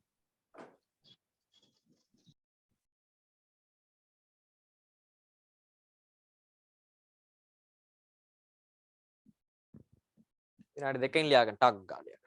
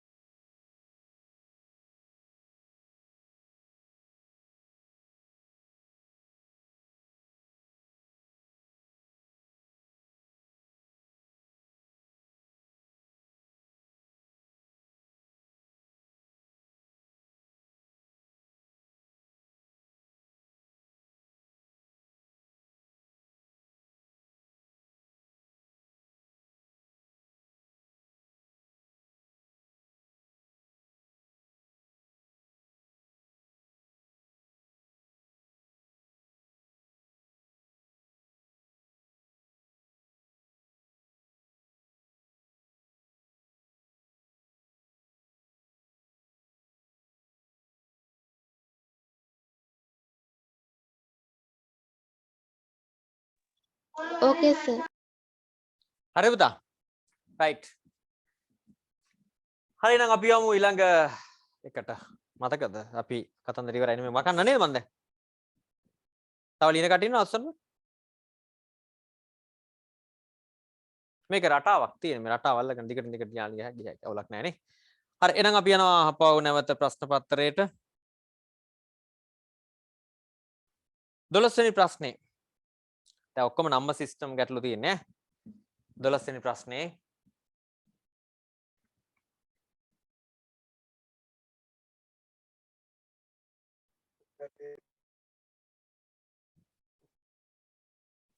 දොළොස්වෙනි ප්‍රශ්නේ අපෙන් අහන්නේ 1 ද්විමේය සංඛ්‍යාවට තුල්‍ය නොවන ප්‍රකාශය මොකක්ද කියලා අහන්නේ. තුල්‍ය කියන්නේ සමාන. සමාන නොවන එක මොකක්ද කියලා අහනවා. දැන් එහෙනම් පුතා අපි මේකට උත්තරේ හොයන්න මේකේ තියෙන උත්තර 4 බලන්න ඕන. උත්තර 4 බලලා අපි මේක 8ට පරිවර්තනය කරලා බලන්න ඕනේ ඒක උත්තර එනවද 10ට පරිවර්තනය කරලා බලන්න ඒ උත්තර එනවද 16ට පරිවර්තනය කරලා බලන්න ඒ උත්තර එනවද කියලා බලලා අවස්ථා 3ක් පරිවර්තනය කිරීමක් සිද්ධ වෙනවා ආකාර 3කට ඊට පස්සේ තමයි තීරණය කරන්න වෙන්නේ මේකට තුල්‍ය නොවන උත්තරේ නොයන පිළිතුර මොකක්ද කියලා. දැන් මේ වගේ එකක් දිහා බලද්දී ඉතින් ඒක ක්‍රමවේදේ වුණාට අපේ කාල වේලාවත් ඉදිරි කරගන්න ඕන නිසා නේද? අපිට පොඩ්ඩක් අපේ තියෙන බුද්ධිය දැනුම පාවිච්චි කරන්න සිද්ධ වෙනවා. දැනුම විතරක් මදි බුද්ධියත් ඕන වෙනවා. හරිද? ඒ බුද්ධියත් එක්ක බලනකොට නේද? පරිවර්තන කරන්න කලින් මේ උත්තර 4 දිහා හොඳට බලනවා පුතාලා. දැන් සාමාන්‍යයෙන් අපි දැනුම කියන්නේ අපේ බුද්ධිය කියන්නේ ඒකයි. දැන් දැනුම විතරක් තිබ්බට මදි බුද්ධියත් ඕන. මොලෙත් එපා මේ වැඩේ හිතන්න. පළවෙනි උත්තරය අරගෙන බලන්න 165. දෙවෙනි උත්තරේ මොකද්ද පුතා? මට කියන්න 117 10 පාදේ. තුන්වෙනි උත්තරේ 75 16 පාදේ. හතරවෙනි උත්තරේ මොකක්ද? හතරවෙනි උත්තරේ 118 10. 118 10 පාදේ. දැන් 10 පාදේ උත්තර දෙකක් තියෙනවනේ පුතා. මොකක්ද දෙකක්? 117 පාදේ අනිත් එක 118 දැන් එන මොලේ තිබ්බනම් ඔන්න වැඩ. ඉස්සෙල්ලාම කරන්න ඕනේ මොන පරිවර්තනයද කියලා හිතන්න. ඉස්සෙල්ලාම 10ට පරිවර්තනය කරා නම් අනිත් ගණන් දෙක හදන්න නැතුව උත්තරේ හොයන්න පුළුවන්. මොකද 10 පාදේ සංඛ්‍යා දෙකක් තියෙනවා. නේද? වර්ග දෙකක් තියෙනවා. දෙකෙන් එකක් අනිවාර්යෙන් කැපෙනවා කියන එක පැහැදිලි නේද පුතා? අදාළ නොවන එකනේ අහන්නේ, තුල්‍ය නොවන එකනේ අහන්නේ. රයිට්. ඒ නිසා අපි ඉස්සෙල්ලාම මේ බයිනරි නම්බර් එක 10 පාදයට පරිවර්තනය කරලා බලමු කෝකද උත්තරේ එන්නේ කියලා. රයිට්. මොකද්ද සංඛ්‍යාව තියෙන්නේ?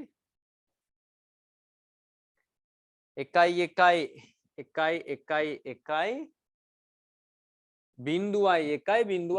2 පාද. මේකනේ සංඛ්‍යාව අපි 10ට පරිවර්තනය කරලා බලමු. සාමාන්‍යයෙන් අපි මේ සංඛ්‍යාව 10 පාදයට පරිවර්තනය කරනවා. ඕනෑම 2 පාදයේ සංඛ්‍යාවක් හරි එහෙම නැත්නම් 8 පාදයේ සංඛ්‍යාවක් හරි අෂ්ටමයේ සංඛ්‍යාවක් හරි ෂඩ්දශම සංඛ්‍යාවක් හරි දශමයේ සංඛ්‍යාවට පරිවර්තනය කරනකොට සංඛ්‍යාව ස්ථානීය අගේ අදාළ සංඛ්‍යාංකයෙන් ගුණ කර ලැබෙන පිළිතුරු සියල්ල එකතු කිරීම තමයි කරන්නේ අපි. සංඛ්‍යාව අග සිට මුලට අපි දැන් එහෙනම් ස්ථානීය ගැන ටික ලියමු. 1 2 4 8 16 32 64 මම මේ ලේසිම ක්‍රමයක් භාවිතා කරලා කරේ. මොකද දැන් අපිට මේ කිසිම අවස්ථාවක මේ බහුවර්ණ ප්‍රශ්න පත්‍රයට අවශ්‍ය වෙන්නේ නැහැ හදන ක්‍රමය. මොකද අපිට ඕන කරන්නේ පිළිතුර පමණයි. මොකද උත්තරේ වැදගත් නිසා මම මේ ක්‍රමය පාවිච්චි කරා. ද්විමේය සංඛ්‍යාවල ස්ථානය ගැන පිළිවෙලින් අපි කියන්න දැනගෙන ඉන්න ඕනේ. 1 2 4 8 16 32 64 128 256 512 1024 2048 4009 මේ ආදී වශයෙන් එක දිගටම දෙකේ පාදයේ සංඛ්‍යාව ස්ථාන ගැන කියන්න පුළුවන්කම 10 පාද සංඛ්‍යාව ස්ථාන ගැන තියෙනවනේ අපි 1 ස්ථානේ 10 ස්ථානේ 30 ස්ථානේ 10 ස්ථානේ 10 එහෙම තියෙනවනේ. අන්න ඒ වගේ දෙකේ පාද සංඛ්‍යාව. එහෙම කියලා ලියලා තියෙන්නේ මේ යට ඉඳලා මෙහා ඉඳලා මෙහාට. එහෙම ලියාදී බිඳුව කියන තැන් වල මම ඩොට් දැම්මා. මොකටද ලියන්නේ? ඒක අපි එකතු කරන්නේ නැහැ. මේ බිඳුව කියන තැන් වල 1 2 4 8 8 කියන තැන් වල 16 32 64 ඒවට දාලා තියෙන එකේව තියෙනවා. දැන් මේ ටික ඔක්කොම එකට එකතු කරමු. 64යි 32යි 96යි නේද? 96යි 10යි 106යි 112යි 112යි නේද පුතා 112යි 116යි 100 කිය උත්තරේ 117යි උත්තරය ආවේ 117 කියලා උත්තරයක් තියෙනවා බලන්න තියෙනවා සර් 17ත් කියලා උත්තරයක් තියෙනවා ඒ වගේම 118 කියලා උත්තරයකුත් එන්න බෑ නේද පුතා එහෙනම් කොහොමත්ම බැස බෑ එහෙනම් පිළිතුරු අංකය 4 තමයි මොකද්ද ද්විමේ සංඛ්‍යාවට තුල්‍ය නොවන සංඛ්‍යාව වෙන්න පුළුවන් දැන් අනිත් දෙක හොයන්නේ නැතුවම අපි ඔන්න හෙව්වා හරිද 4 වෙනි පිළිතුර තමයි නිවැරදි පිළිතුර වෙන්නේ 13 වෙනි ප්‍රශ්නේ මොකද්ද 13 වෙනි ප්‍රශ්නේ පරිගණකය තුල වර්ණාගයන් නිරූපණය කරන්නේ ෂඩ්දශම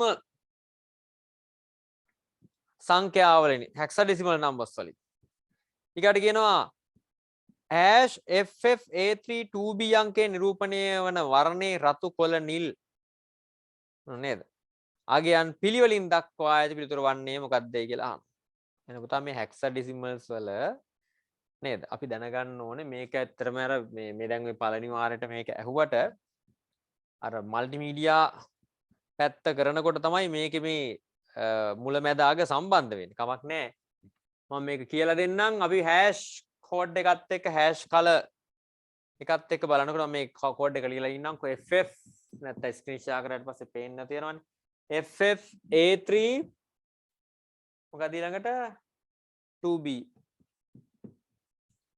පුතා පරිගණක ක්‍රම ලේඛනයේදී ඒ වගේම වෙබ්සයිට්ස් එහෙම හදනකොට නේද මේ color code එක භාවිතා කරන්නේ මෙන්න මේ ආකාරයට hexadecimal විදියට නැත්නම් 16 පාදයේ සංඛ්‍යා ආකාරයට තමයි මේ color codes භාවිතා කරන්නේ.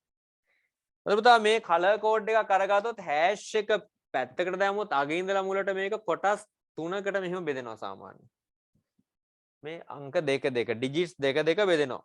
එහෙම බෙදුනහම මෙතන තියෙන red, මෙතන තියෙන green, මෙතන තියෙන blue. RGB කියන්නේ ඕක.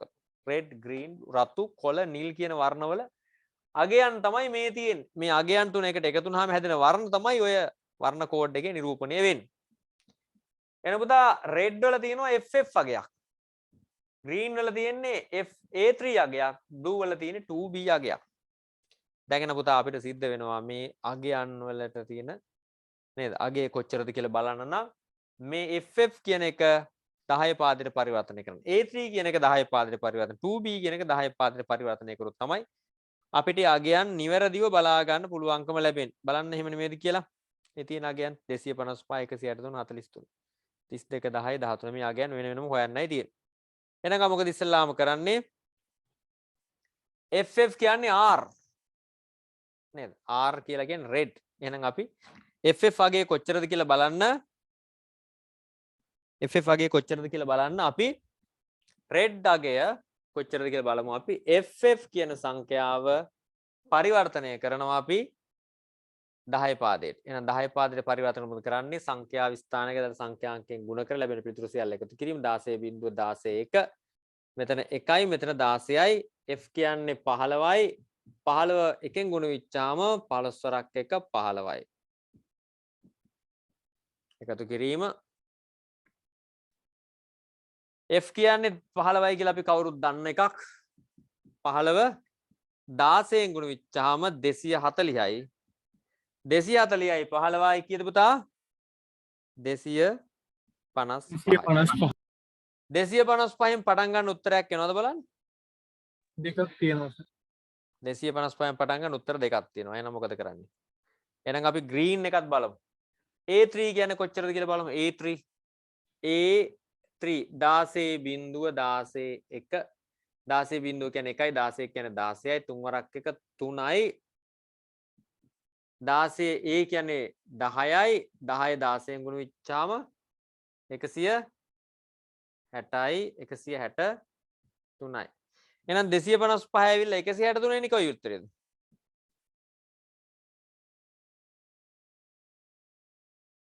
දෙසිය 55 ඇවිල්ලා 163 යන කී වෙනි උත්තරේද? පිළිතුරු අංකය පිළිතුරු අංකයේ 2 තමයි නිවැරදි පිළිතුර. දෙක නෙමෙයි පළවෙනි පිළිතුර තමයි නිවැරදි පිළිතුර වෙන්නේ 255 163. එහෙනම් 2B වල එන්නේ කීයද? 43ක් වෙන්නේ නැති. රයිට් එහෙම තමයි ආගේ අරන් තියෙන්නේ. හරිද පුතාලා එනවා. තේරුණාද වැඩි? මේ වගේ කලර් කෝඩ් එකක් කරහා අපිට පරිවර්තනයක් આવොත් අපිට ඒක කරන්න පුළුවන් වෙන්න ඕනේ. රයිට්. හරි පුතා? මොකද ප්‍රශ්නේ? රයිට්. ඒක චුට්ටක් කියලා දෙන්න පුළුවන් සර්. කොහකද? මේ කියපේකද? ඔව් සර්. ඔව් දැන් මේක අහන්න ප්‍රශ්නේ කියවන්නකෝ 13 වෙනි ප්‍රශ්නේ පරිගණකය තුල වර්ණාගයන් නිරූපණය කරන්නේ ෂඩ් දශම සංඛ්‍යාවලිනි. වර්ණාගයන් පරිගණකය තුල නිරූපණය ෂඩ් දශම සංඛ්‍යාවලින් කියලා කියනවා. ඒ කලර් කෝඩ් එකක් තමයි පුතේ මේ හෑෂ් අගයත් එක්ක දීලා තියෙන්නේ. HFFA3 2B කියන අංකය. ඒක කලර් කෝඩ් එකක්. ඒ කලර් කෝඩ් එක හැදෙන්නේ red green blue කියන වර්ණ තුන එකට සංකලනය වෙලා. එතකොට මේ වර්ණ තුන වෙන් කරන්නේ කොහොමද පුතා? මේ සංඛ්‍යාව වෙන් වෙන්නේ මේ 2B කියන එක වර්ණයක්, A3 කියන තව වර්ණයක්, FF කියන තව වර්ණයක්. ඒ වර්ණ තුන මොනවාද? FF කියන්නේ R, A3 කියන්නේ green, ඒ කියන්නේ කොළ පාට, 2B කියන්නේ නිල් පාට. ඒක තේරුණා පුතාට? ඒක තේරුණාද? right. එතකොට අපේ මේ red වර්ණේ කොච්චරද කියලා බලන්න ඕන නම් ඒ red වර්ණේ අගය කීයක් තියෙනවද කියලා බලන්න ඕන නම් මොකද කරන්නේ? මේ FF කියන ෂඩ් දශම සංඛ්‍යාව මොන පාදයට පරිවර්තනය කරනවද? 10 පාදයට පරිවර්තන. උතර කීයද ආවේ උත්තරේ?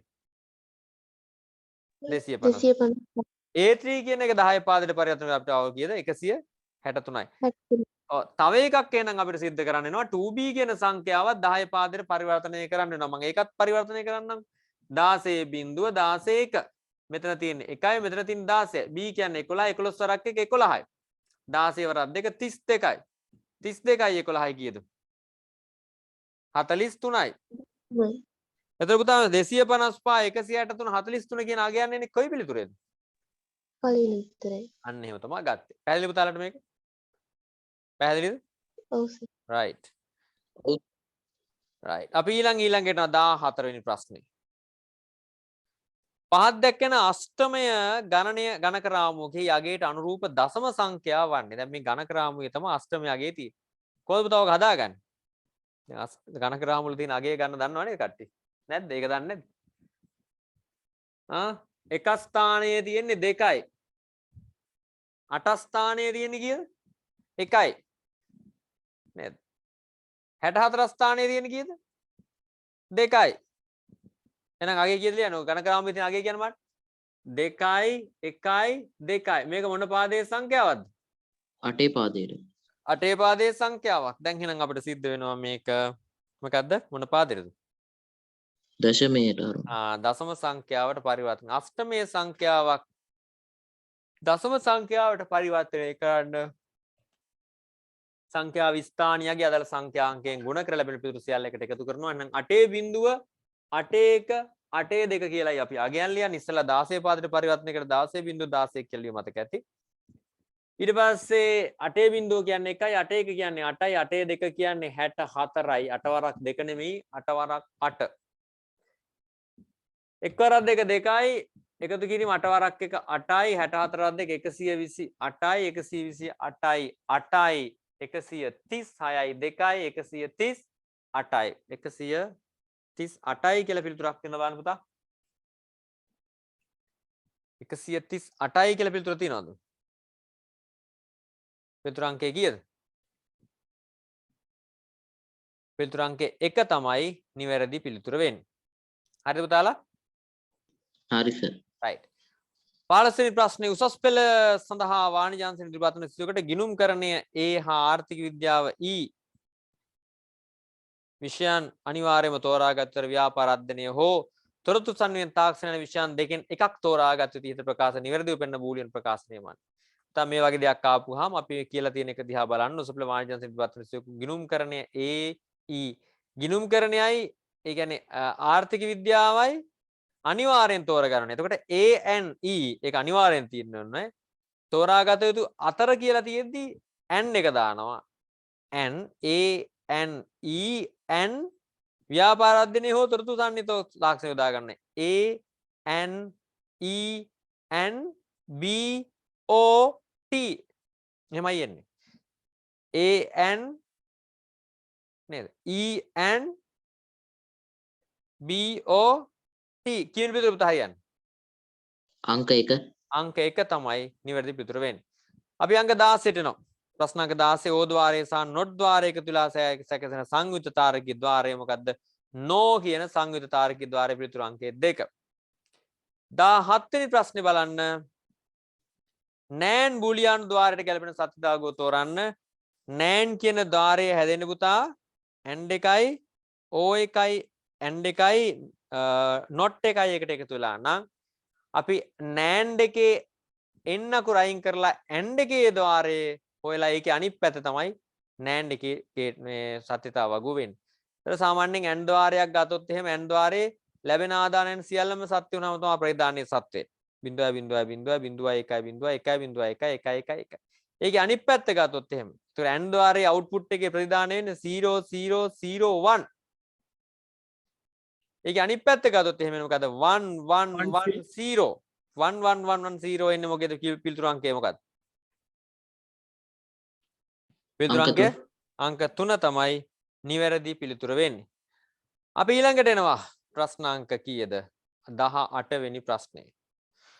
අනුර විද්‍යාලයේ 10 ශ්‍රේණිය ගොලවන ශිෂ්‍යයෙකු විසින් නිර්මාණය කළ විද්‍යුත් පරිපථයක දල සටහනක් පහක් දැක්වේ.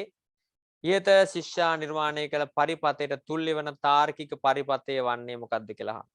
පුතා මොකක්ද අපි කරන්න මේකට? මෙන්න මේක හොයන්න අපි කරන්න ඕනේ මේකට සත්‍යතාව වගුවක් අඳින එක. සත්‍යතාව වගුව ඇඳලා ඒ සත්‍යතාව වගුවට අනුව ගේට් එක හොයා ගන්න වෙනවා. x සහ y කියන්නේ ඉන්පුට්ස් තියෙන්නේ. දැන් පුතා මට කියන්න මේ x සහ y කියන ස්විච් දෙක මේ වෙලාවේ තියෙන්නේ දාලාද වහලාද? වහලා. ස්විච් එක වහලා තියෙන. දාලා නැහැ. ඔන් කරලා නැහැ. මේ වෙලාවේ මට කියන්න බල්බ් එක පත් වෙනවද නැද්ද? නෑ. බල්බ් එක පත් වෙන්නේ නැහැ. එහෙමද? හොඳට බලලා කියන්න. හොඳට බලලා කියන්න. ඇත්තටම හිතලා කියන්න නිකන් බැලු බැලමුට කියන්න. පත් වෙනවා. බල්බ් එක පත් වෙන්නේ නැති වෙන්න හේතුවක් නැහැනේ පුතා මෙතන. අර පැත්තෙන් ධනරින අග්‍රයක් ගිහිල්ලා දිනවා කෙලින්ම පත් වෙනවා බල්බ් එක. පත් වෙනවද නැද්ද? පත් වෙනව නේද? එහෙනම් පුතා බිඳුවයි බිඳුවයි. ඒ කියන්නේ ස්විච් දෙකම ඒ x කියන ස්විච් එකයි y කියන ස්විච් එකයි දෙකම නොදා තිබ්බත් බල්බ් එක මොකද වෙන්නේ? නොදා තිබ්බොත් බල්බ් එක පත් වෙනවා. නේද? Q කියන බල්බ් එක පත් වෙනවා. දැන් මට කියන්න ඊළඟට. x කියන බල්බ් එක නිවලා තියෙනවා y කියන බල්බ් එක දානවා. එතකොට මොකද වෙන්නේ? y කියන බල්බ් එක දාපු ගමන් එතන ෂෝට් එකක් ඇති වෙනවා. බල්බ් එක පත් වෙනවද? Q කියන බල්බ් එක පත් වෙනවද? පත් වෙන්නේ නෑ. ෂෝට් පිච් එකම පත් වෙන්නේ.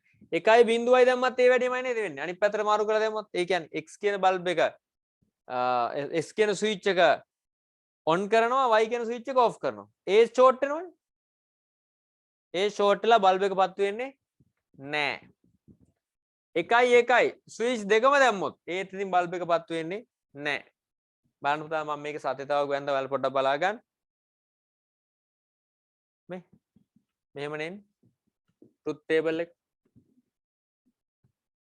පළවෙනි අවස්ථාවේ ස්විච් දෙකම දාලා නැහැ බල්බ් එක පත් වෙනවා. පළවෙනි ස්විච් එක ඔෆ් කරලා දෙවෙනි ස්විච් එක තමයි බල්බ් එක නෑ සෝරි. පළවෙනි අවස්ථාවේ ස්විච් දෙකම දාලා නැහැ බල්බ් එක පත් වෙනවා. දෙවෙනි අවස්ථාවේ පළවෙනි ස්විච් එක ඔෆ් කරා දෙවෙනි ස්විච් එක තමයි බල්බ් එක ඔෆ් වෙනවා. නේද? ඊළඟ අවස්ථාවේ එක දැම්මා පළවෙනි ස්විච් එක දැම්මා දෙවෙනි ස්විච් එක ඔෆ් කරා බල්බ් එක පත් වෙනවා. ස්විච් දෙකම බල්බ් එක නිවෙනවා. ස්විච් දෙකම දැම්මා බල්බ් එක නිවෙනවා. පුතා මෙන්න මේ වගේ තාර්කික ద్వාරයක් තියෙන්නේ මොකේද? මොන ద్వාරයේද? නෑන්ඩ් එකේ. මේ ద్వාරේ. බලන්න හොඳට බලන්න. මේක හොයාගන්න බැරි නම් මොකද කරන්නේ? මේ එක වෙනුවට බිඳුව දාන, බිඳුවකට එක දාන, බිඳුව එක දාන, බිඳුවකට එක දාන. දැන් මේ වගේ එකක් ආවොත් මොන ద్వාරයේද මේ තියෙන්නේ?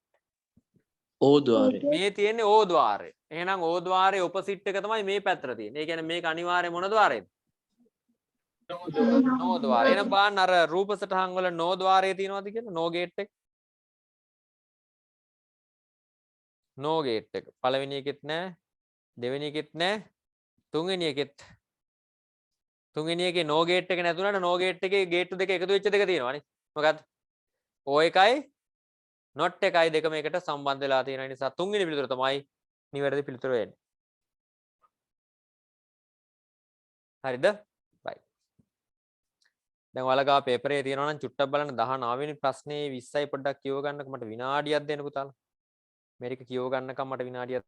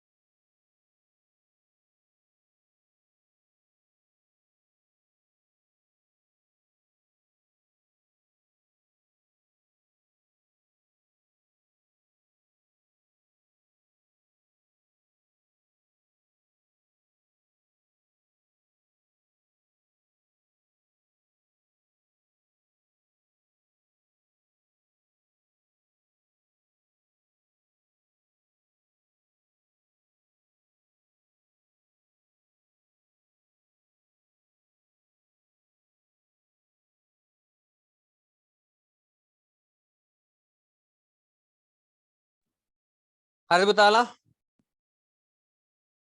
කටින්වනේ රයිට්. අපි 19 වෙනි ප්‍රශ්නේ බලමු එහෙනම්. පරිගණකයේ A B දෘඩාංග හා පරිශීලකයා යන අංග වලින් සමන්විත වේ. පරිශීලකයාට C මගින් අතුරු මුණතක් ලබා දෙයි. A B සහ C හිස් තැනට සුදුසු පද තෝරන්න. මොනවද පුතා A B C වලට ගැලපෙන්නේ? බැලුවද ඔයා? ඔතන නැති තියක් නේ දාන්නේ. C කියන අනිවාර්යෙන් මෙහෙයුම් පද්ධති කියන එක පැහැදිලිද? ඔව් සර්. එතකොට A වලට මොනවද දෙන්නේ? ස්ථිරාංග. ස්ථිරාංග. B වලට මෘදුකාංග මෘදුකාංග. right very good. එහෙනම් පිළිතුරු අංකය මොකක්ද හරියන්නේ? දෙක. දෙක තමයි නිවැරදි පිළිතුරු වෙන්නේ. right.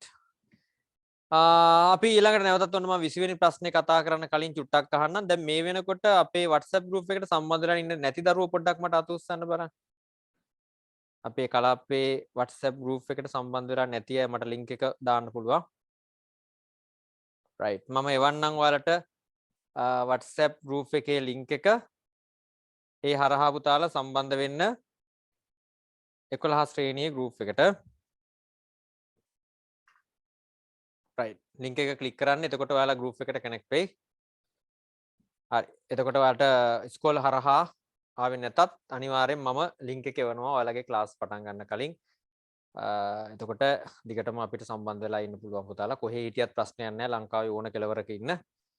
ගැටලුවක් නැහැ. අපි class එකට ඔයාලව සම්බන්ධ කරගන්නවා. හරි. එහෙනම් අපි 20 වෙනි ප්‍රශ්නෙට එනවා. උපයෝගීතා මෘදුකාංගයක් හා යෙදු මෘදුකාංගයක් සැලකූ විට යෙදු මෘදුකාංග පරිගණකයේ සියලුම දෘඩාංග හා මෘදුකාංග කළමනාකරණය සිදු කරයි. යෙදු මෘදුකාංග සියලුම දෘඩාංග කළමනාකරණය සිදු කරනවා. දැන් වර්ඩ් වගේ එකක් අනිත් මෘදුකාංගයි දෘඩාංගයි කළමනාකරණය කරනවද? නෑ නේද? නෑ. ඒක වැරදි. වදන් සැකසීම පරිගණක ක්‍රීඩා ආදී යෙදු මෘදුකාංග සඳහා උදාහරණ සැලකිය හැකියි. right. ඒක හරි ඈ. පදන් සැකසීම word processing software පරිගණක ක්‍රීඩා මේ හැම එකක්ම මේ අපේ භාවිතා කරන්නාගේ අරමුණු ඉටු කරගන්න පාවිච්චි කරන මෘදුකාංග B කියන ප්‍රකාශය නිවැරදි. උපයෝගිතා මෘදුකාංග පරිගණකයේ ස්ථාපිත අනෙකුත් මෘදුකාංග විශ්ලේෂණය සහ පරිගණක නඩත්තු කිරීමට උපකාර කිරීම නිර්මාණය කර ඇත. උපයෝගී මෘදුකාංග පරිගණක ස්ථාපිත අනෙකුත් මෘදුකාංග විශ්ලේෂණය හා පරිගණක නඩත්තු උපකාර කිරීම නිර්මාණය කර එක හරිය. මෘදුකාංග C හරිය. උපයෝගිතා මෘදුකාංග සඳහා උදාහරණ ලෙස ප්‍රතිවර්ෂ මෘදුකාංග සහ උපස්මෘදු සංඛ්‍යා එකත් හරිය. එහෙනම් පුතා මොකක්ද නිවැරදි පිළිතුර වෙන්නේ? B C D පිළිතුරු අංකය 3 තමයි නිවැරදි පිළිතුර වෙන්නේ. අපි 21 වෙනි ප්‍රශ්නෙට යනවා. පරිගණක සහ ජංගම දුරකථන ආදී උපාංග වලට නැතුවම බැරි කොටසක් ලෙස මෙහෙයුම් පද්ධතිය සැලකිය හැකියි. මෙහෙයුම් පද්ධතිය සැලකේ ඒ ආශ්‍රිතව වඩා නිවැරදි ප්‍රකාශය පමණක් තෝරන්නේ. කියන්නේ මේ මෙහෙයුම් පද්ධතිය සම්බන්ධව නිවැරදි ප්‍රකාශය මොකක්ද කියලා අහනවා. එකවර කාර්යයන් කීපයක් සිදු කළ හැකි මෙහෙයුම් පද්ධතිය බහු පරිශීලක මෙහෙයුම් පද්ධතිය. හරිද පුතා? 10 වසරේ පාඩම් ඔය. එකවර කාර්යයන් ගොඩාක් කරන්න පුළුවන් බහු පරිශීලකද? නෑ. ඒක ඇවිල්ලා එකවර කාර්යයන් ගොඩක් කරන්න මල්ටි ටාස්ක් බහු කාර්ය. මේක වැරදි. දෙක Android මෙහෙයුම් පද්ධතිය Apple සමාගමේ නිෂ්පාදනය. Android කියන්නේ මේ Apple සමාගමේ නිෂ්පාදන නෑ. Google සමාගමේ නිෂ්පාදනය. ඒකත් වැරදි. ආදාන ලබා දුන් විගස ප්‍රතිදා ලබා දෙන මෙහෙයුම් පද්ධතිය තත්ත්ව කාල මෙහෙයුම් පද්ධතිය වේ. ඉන්පුට්ස් දීපු ගමම්ම අවුට්පුට් එක දෙන්නේ තත්ත්ව කාල නැත්තම් රියල් ටයිම් ඔපරේටින් සිස්ටම් ලු එක හරි. ඉස්රු ලිනක්ස් මෙහෙයුම් පද්ධතිය ශ්‍රී ලංකාවට අයත් වාණිජමය මෙහෙයුම් පද්ධතියක වැරදි. ඒක ඇවිල්ලා ඕපන් සෝස් මෙහෙයුම් පද්ධතියක් වාණිජමය මෙහෙයුම් පද්ධතියක් නෙමෙයි. පිළිතුරු අංකය 3 තමයි නිවැරදි පිළිතුර වෙන්නේ. 22 වෙනි ප්‍රශ්නේ ඔබගේ පරිගණකයේ ගොනු හා ගුණ බහලුම් කැපීම ඇලවීම සහ අත්‍යවශ්‍ය ලේඛනයන් print කිරීම ආදී භාවිතා කළ කෙටිමයි අතුරු පිළිවෙල අනුපිළිවෙල දැක්වෙන පිළිතුර තෝරා. කට් කරන්න control X, paste කරන්න control V, print කරන්න control P පිළිතුරු දෙවෙනි උත්තරේ. පිළිතුරු අංකය 2 තමයි නිවැරදි පිළිතුර වෙන්නේ. මොකද පුතා? 23. දෙවෙනි උත්තරේ.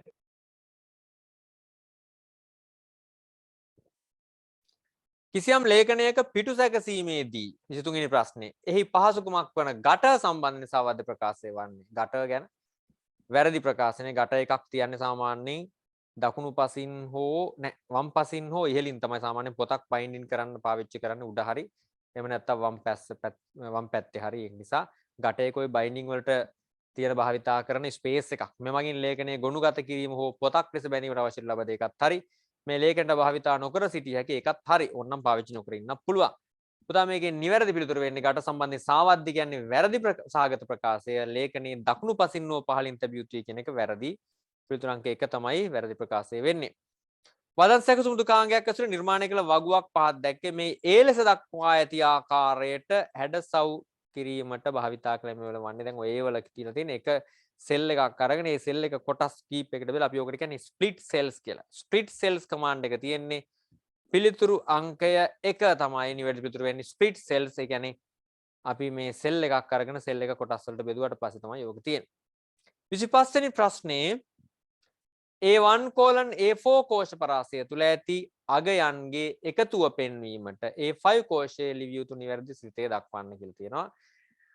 මෙතන A1 සිට A4 කියන දත්ත පරාසය ගත්තොත් ඔයාලට පේනවා ඇති A1 සිට A4 කියන දත්ත පරාසය කියන්නේ මෙන්න මේ දත්ත පරාසය. ඒතර මේ දත්ත පරාසයේ තියෙන දේවල් එකතු කරන්න නම් ඕනේ sum කියන ෆන්ක්ෂන් එක භාවිතා කරලා A1 A4 කියලා දාන්න ඕනේ. equal sum A1 A4 කියන පිළිතුරු අංකය 3 තමයි නිවැරදි පිළිතුර වෙන්නේ 25 වෙනි ප්‍රශ්නෙට. ඊළඟ 26 වෙනි ප්‍රශ්නේ මෙහි C1 කෝෂයේ count A1 B3 ලෙස ඇතුළත් කළොත් නිවැරදි පිළිතුර වන්නේ. පුතා C1 කෝෂය කියන්නේ මෙන්න මෙතන C1 කෝෂයට ඇවිල්ලා count A1 B3 ගම මෙන්න මේ දත්ත පරාසය වල මේ ඇප්ෂන් මාක් එකත් අයිති වෙනවා. මෙන්න මේ ටික A1 BC මෙන්න මේ කොටස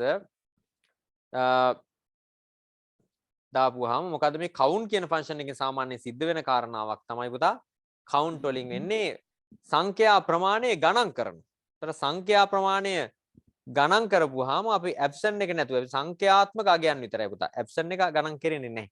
ඔය count එකෙන් එයා ගණන් කරන්නේ numeric data විතරයි. ඒ කියන්නේ text data ගණන් කරන්නේ නැහැ. ඒතර ඇප්ෂන් කියන එක ගණන් කරන්නේ නැහැ. ඒතර මේ දත්ත පරාසය තුල numeric data තියෙන 100යි 78යි 105යි 56යි 56 ඔක්කොම උත්තරේ ගණන 1 2 3 4 5යි. පිටුර මොකද පුතා එන්නේ 26ට? දෙවෙනි උත්තරේ. දෙවෙනි උත්තරය තමයි 26ට පිළිතුර හැටියට එන්නේ. 27 වෙනි ප්‍රශ්නේ අපි ආරම්භ බලමු. 27 වෙනි ප්‍රශ්නේ මොකද කරන්න තියෙන්නේ? ගණනය කිරීමක් කරන්න තියෙනවා. මේක Excel පැතුරුම් පතක මෘදුකාංගයක දාපුවාම නිවැරදි පිළිතුර වෙන්නේ මොකද්ද කියලා තමයි අහන්නේ. හැබැයි ඉතින් ඔය ප්‍රශ්නේ මුල දාලා නැහැ. මොකද්ද? ප්‍රශ්නේ මුල දාලා නැහැ සමාන ලකුණ. සමාන ලකුණක් එන්න ඕනේ දන්න පුතා? සමාන ලකුණක් එන්න ඕනේ. සමානයි 10යි ප්ලස් 2යි ගුණ කිරීම 3යි එක්ස්පොනේෂන් මාක් එක 2 බෙදීම 2 අඩු කිරීම 3. දැන් කොහොමද අපි මේක සුළු කරන්නේ? ඉස්සෙල්ලාම මොකද කරන්නේ? දන්න කෙනෙක් කියන්නේ ඉස්සෙල්ලාම මොකද කරන්නේ මේක? මෙන්න මේ වර්ගය හදන්න ඕනේ මේක. ඒ කියන්නේ බලය. 3 දෙවෙනි බලය කියන්නේ 3 වරක් 3 9යි. මෙතන තියෙන 9යි. ඊට පස්සේ මොකද වෙන්නේ? ගුණ කිරීම. දෙවරක් 9 18යි. ඊළඟට බෙදීම 18 දෙකෙන් බෙදනවා 9යි. ඊට පස්සේ එකතු කිරීම 10යි 9යි 19යි 19න් 3ක් 16යි. 16 කියලා පිටුරක් තියෙනවා බලන්න. තියෙනවා සර්. තියෙනවානේ පිළිතුර අංකය කීයද? 1. පිළිතුර අංකය 1 තමයි නිවැරදි පිළිතුර වෙන්නේ. ඔන්න ඊට පස්සේ ඩේටාබේස් වලින් අහන ප්‍රශ්නයක් තමයි තියෙන්නේ පුතා. මොකක්ද අහන්නේ? ප්‍රාථමික යතුරු සඳහා වඩාත් යෝග්‍ය වන්නේ පාස්දාන් කවරක්ද? දැන් මේ ඩේටාබේස් ප්‍රශ්නේ තුළ ප්‍රයිමරි කී එක. අපි ප්‍රාථමික යතුරක් කියලා කියන්නේ දත්ත සමුදාය වගුවක රෙකෝඩ අනන්‍යව හඳුනා ගැනීම සඳහා භාවිතා කරන ශේෂ්ත්‍රය තමයි අපි ප්‍රාථමික යතුරු ශේෂ්ත්‍රය කියලා කියන්නේ. නම් මෙතන තියෙන ප්‍රාථමික යතුරු ශේෂ්ත්‍රය මොකද්ද? MID කියන එක තමයි ප්‍රාථමික යතුරු ශේෂ්ත්‍රය. පිළිතුරු අංකයේ 1 තමයි නිවැරදි පිළිතුර වෙන්නේ. මේ කන්ටැක්ට් සඳහා වඩාත් යෝග්‍ය දත්ත ප්‍රරූපය වන්නේ. කන්ටැක්ට් කියලා තියෙන එකේ තියෙන පුතා 0.87යි ඉරි කැලලයි 40 80යි එහෙම තියෙනවා. මොනවද දාන්නේ? ටෙක්ස් කියන දත්ත ප්‍රරූපය තමයි මේකේ කන්ටැක්ට්ස් වලට වඩාත්ම උචිත දත්ත ප්‍රරූපය වන්නේ 29ට ටෙක්ස් පිළිතුර අංකය 2. 30 වෙනි ප්‍රශ්නේ අපි අරන් බලමු. පාසලක ශිෂ්‍යයන්ගේ තොරතුරු දත්ත වගුවක එක් ශිෂ්‍යයෙකුට අයත් දත්ත එකතුව අපි හඳුන්වන්නේ මොකක් කියලාද? එක් ශිෂ්‍යයෙක් සම්බන්ධ දත්ත ටික. දිගටම ගත්තා. මොකද්ද? රෙකෝඩයක් කියලා තමයි කියන්නේ. 31 වෙනි ප්‍රශ්නේ গুপ্তකේතනය ව්‍යාපාරයක තොරතුරු අනවසර ප්‍රවේශ වලින් ආරක්ෂා සඳහා භාවිතා කළ හැකි. හරි. දත්ත গুপ্তකේතනය කියන්නේ මොකද්ද පුතා අපි? ඉන්ක්‍රිප්ෂන් කියන්නේ. දාලා තියෙනවද? ඉන්ක්‍රිප්ෂන් කියන්නේ මොකක්ද? පුතේ ඉන්ක්‍රිප්ෂන් කියලා කියන්නේ නැත්තම් data encryption කියලා අපි කියන්නේ සාමාන්‍යයෙන් දත්ත සමුදායක් තුළ දත්ත ගබඩා වෙනකොට කොහේ හරි. ඒ දත්ත ඒ විදිහටම ගබඩා වෙන්නේ නැතුව වෙනස් සංකේතාක්ෂර බවට පරිවර්තනය වෙලා ගබඩා වෙනවා. ඒතර පිටස්තර පුද්ගලයෙක් ওই දත්ත ඇක්සස් කරන්න බෑ යාට. ඒක ඩීක්‍රිප්ට් කරන්න ඕනේ යාට ආපහු නැවත භාවිතා කරන්න. සාමාන්‍යයෙන් ওই රහස් දත්ත පරිගණක දත්ත සමුදායන් තුළ අන්තර්ජාල ගත දත්ත සමුදායන් තුළ ගබඩා කරද්දී මේ වැඩේ කරනවා. නේද? ඉන්ක්‍රිප්ට් කරනවා. ඉන්ක්‍රිප්ට් කරනවා කියන්නේ විශේෂිත සංකේත බවට පරිවර්තනය කළ ගබඩා කරනවා. එතකොට කාටවත් මේ දත්ත වලට ප්‍රවේශ වුණත් ඒ දත්ත වලින් වැඩක් ගන්න බැරි වෙනවා. ඒක තමයි. එහෙනම් පළවෙනි එක ව්‍යාපාරික තොරතුරු අනවශ්‍ය ප්‍රවේශන ආරක්ෂා සඳහා භාවිතා කළ හැකි. හරි. අන්තර්ජාල සම්බන්ධතා විකාශන ධාරිතාව නැත්නම් බෑන්ඩ්විඩ්ත් එක කාර්යක්ෂමතාව භාවිතා කරන භාවිතා කළ හැකි. බෑන්ඩ්විඩ්ත් එකත් එක්ක කිසිම අදාළත්වයක් මේකේ නැහැ. B කියන එක වැරදි. දත්ත සමුදායක ඇති තොරතුරු රහස්‍යභාවය රැකගෙන භාවිතා කරන්න. ඒක තමයි වැදගත්. රහස්‍යභාවය රකින්න නම් A සහ C තමයි පිළිතුර වෙන්නේ. පිළිතුර අංකය 3 තමයි නිවැරදි පිළිතුර. අපි ඊළඟට එනවා 12 වෙනි 32 වෙනි ප්‍රශ්නේ. යා කරන්න තියෙන්නේ F5 වතුරේ මොකද්ද කරන්නේ?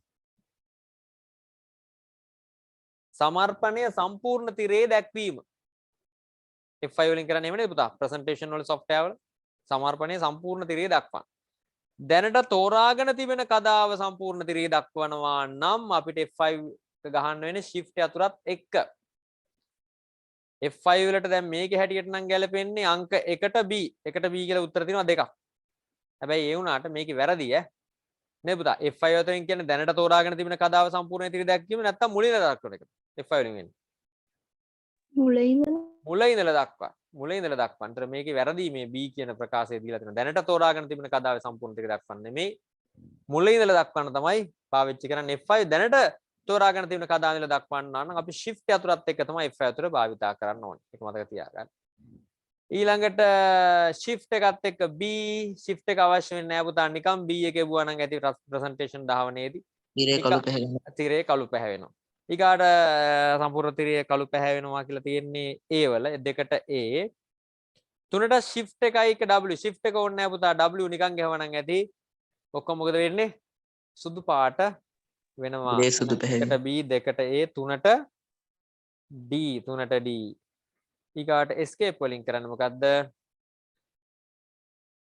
මොකද්ද? සම්පූර්ණ තිරෙන් ඉවත් වී යනු දැකිය හැකිය. escape C හතරට C. එන පුතා පිළිතුරු අංකයේ 2 තමයි නිවැරදි පිළිතුර වෙන්න ඕනේ මේ පිළිතුර හැටියට 32ට. 33 බලමු අපි.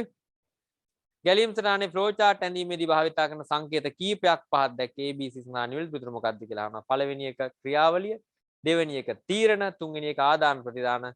පිළිතුරු අංකයේ 2 තමයි නිවැරදි පිළිතුර වෙන්නේ. 34 ඕනෑම පරිගණක භාෂාවකදී දැකිය හැකි කාරක කීපයක් වාත් දැක්කේ. ඒ අතුරින් නොගැලපෙන වර්ණය නොගැලපෙන කාරකයක් මෙතන දෙනවා බූලියානු කාරක කියලා එකක් නැහැ. බූලියානු කාරක කියලා එකක් නැහැ. තාර්කික කාරක කියලා තියෙනවා. මොකද බූලියානු කාරක කියලා හතරවෙනි පිළිතුර වැරදි. 35 පහක් දක්වා ඇති පැස්කල් ක්‍රම ලේඛන කොටසට අදාළ නිවැරදි හැඳින්වීම වන්නේ වා කියලා කියන්නේ අවුරුණු පදය. B කියලා කියන්නේ මොකද්ද? විචල්්‍ය. C කියලා කියන්නේ මොකද්ද? දත්ත ප්‍රරූපය. මොකද්ද පුතා උත්තරේ? 1 පිළිතුරු අංකේ 1 තමයි නිවැරදි පිළිතුරු වෙන්නේ. අපි 36 වෙනි ප්‍රශ්නෙට යනවා. පහක් දැක්කන ව්‍යාජකේතය සලකන්න. ඊයද කේතය තුලින් ජනනය ප්‍රතිදානය වන්නේ මොකක්ද කියලා අහන මේවත් රන් කරලා තමයි උත්තරේ හොයාගන්න වෙන්නේ. අය බලමු මේක. x සමානයි 1යි while x less than equal 5 do x ලාගේ පහට වඩා අඩු වෙලා තියෙන අතරතුර කරන්න print x කිව්වහම පුතා x ලාගේ දැනටමත් තියෙන එක print වෙනවා. ඒ කියන්නේ print x කිව්වම ඉස්සෙල්ලාම print ලාගේ කීයද? 1. ඊගාට x වලට තව එකක් එකතු වෙනවා. ඊට පස්සේ n while වෙන්නේ උඩට ගිහලා while x ලාගේ පහට වඩා අඩුද කියලා බලනවා. x ලාගේ 2යි පහට වඩා අඩුයි අඩු නිසා නැවත print වෙනවා 1 2 3 4 5. අන්තිමට පුතා පහට වඩා පහට සමාන වෙන කොටත් print x ලා පෙන්න නිසා 1 2 3 4 5 කියන සංඛ්‍යා දර්ශනය වෙනවා. පහට 4 නෙමෙයි පහත් වෙනවා පුතා. පහට සමානද කිව්වහම years ලා print වෙනවනේ. ඒ නිසා 1 2 3 4 5 සමාන ලකුණුකුත් තියෙන නිසා පිළිතුරු අංකය 3 තමයි නිවැරදි පිළිතුර වෙන්නේ. 37 වෙනි ප්‍රශ්නේ පහක් දැක්කන පැස්කල් කේතර අනුව නිවැරදි ප්‍රතිදානය වන්නේ මොකද්ද? program B ABC begin right Amal කියලා පෙන්නන්නලු right line කමල්. මොකක්ද ඒ කියන්නේ? අමල් කියලා පෙන්නලා නේද? කමල් කියලා පෙන්නලා ඊට පස්සේ මොකද වෙන්නේ? අමලුයි කමලුයි පෙන්නලා කර්සර් එක යටින් හිටිනවා.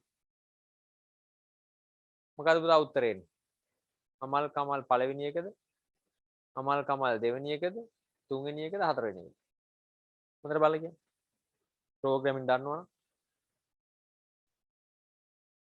මොකද උත්තරේ?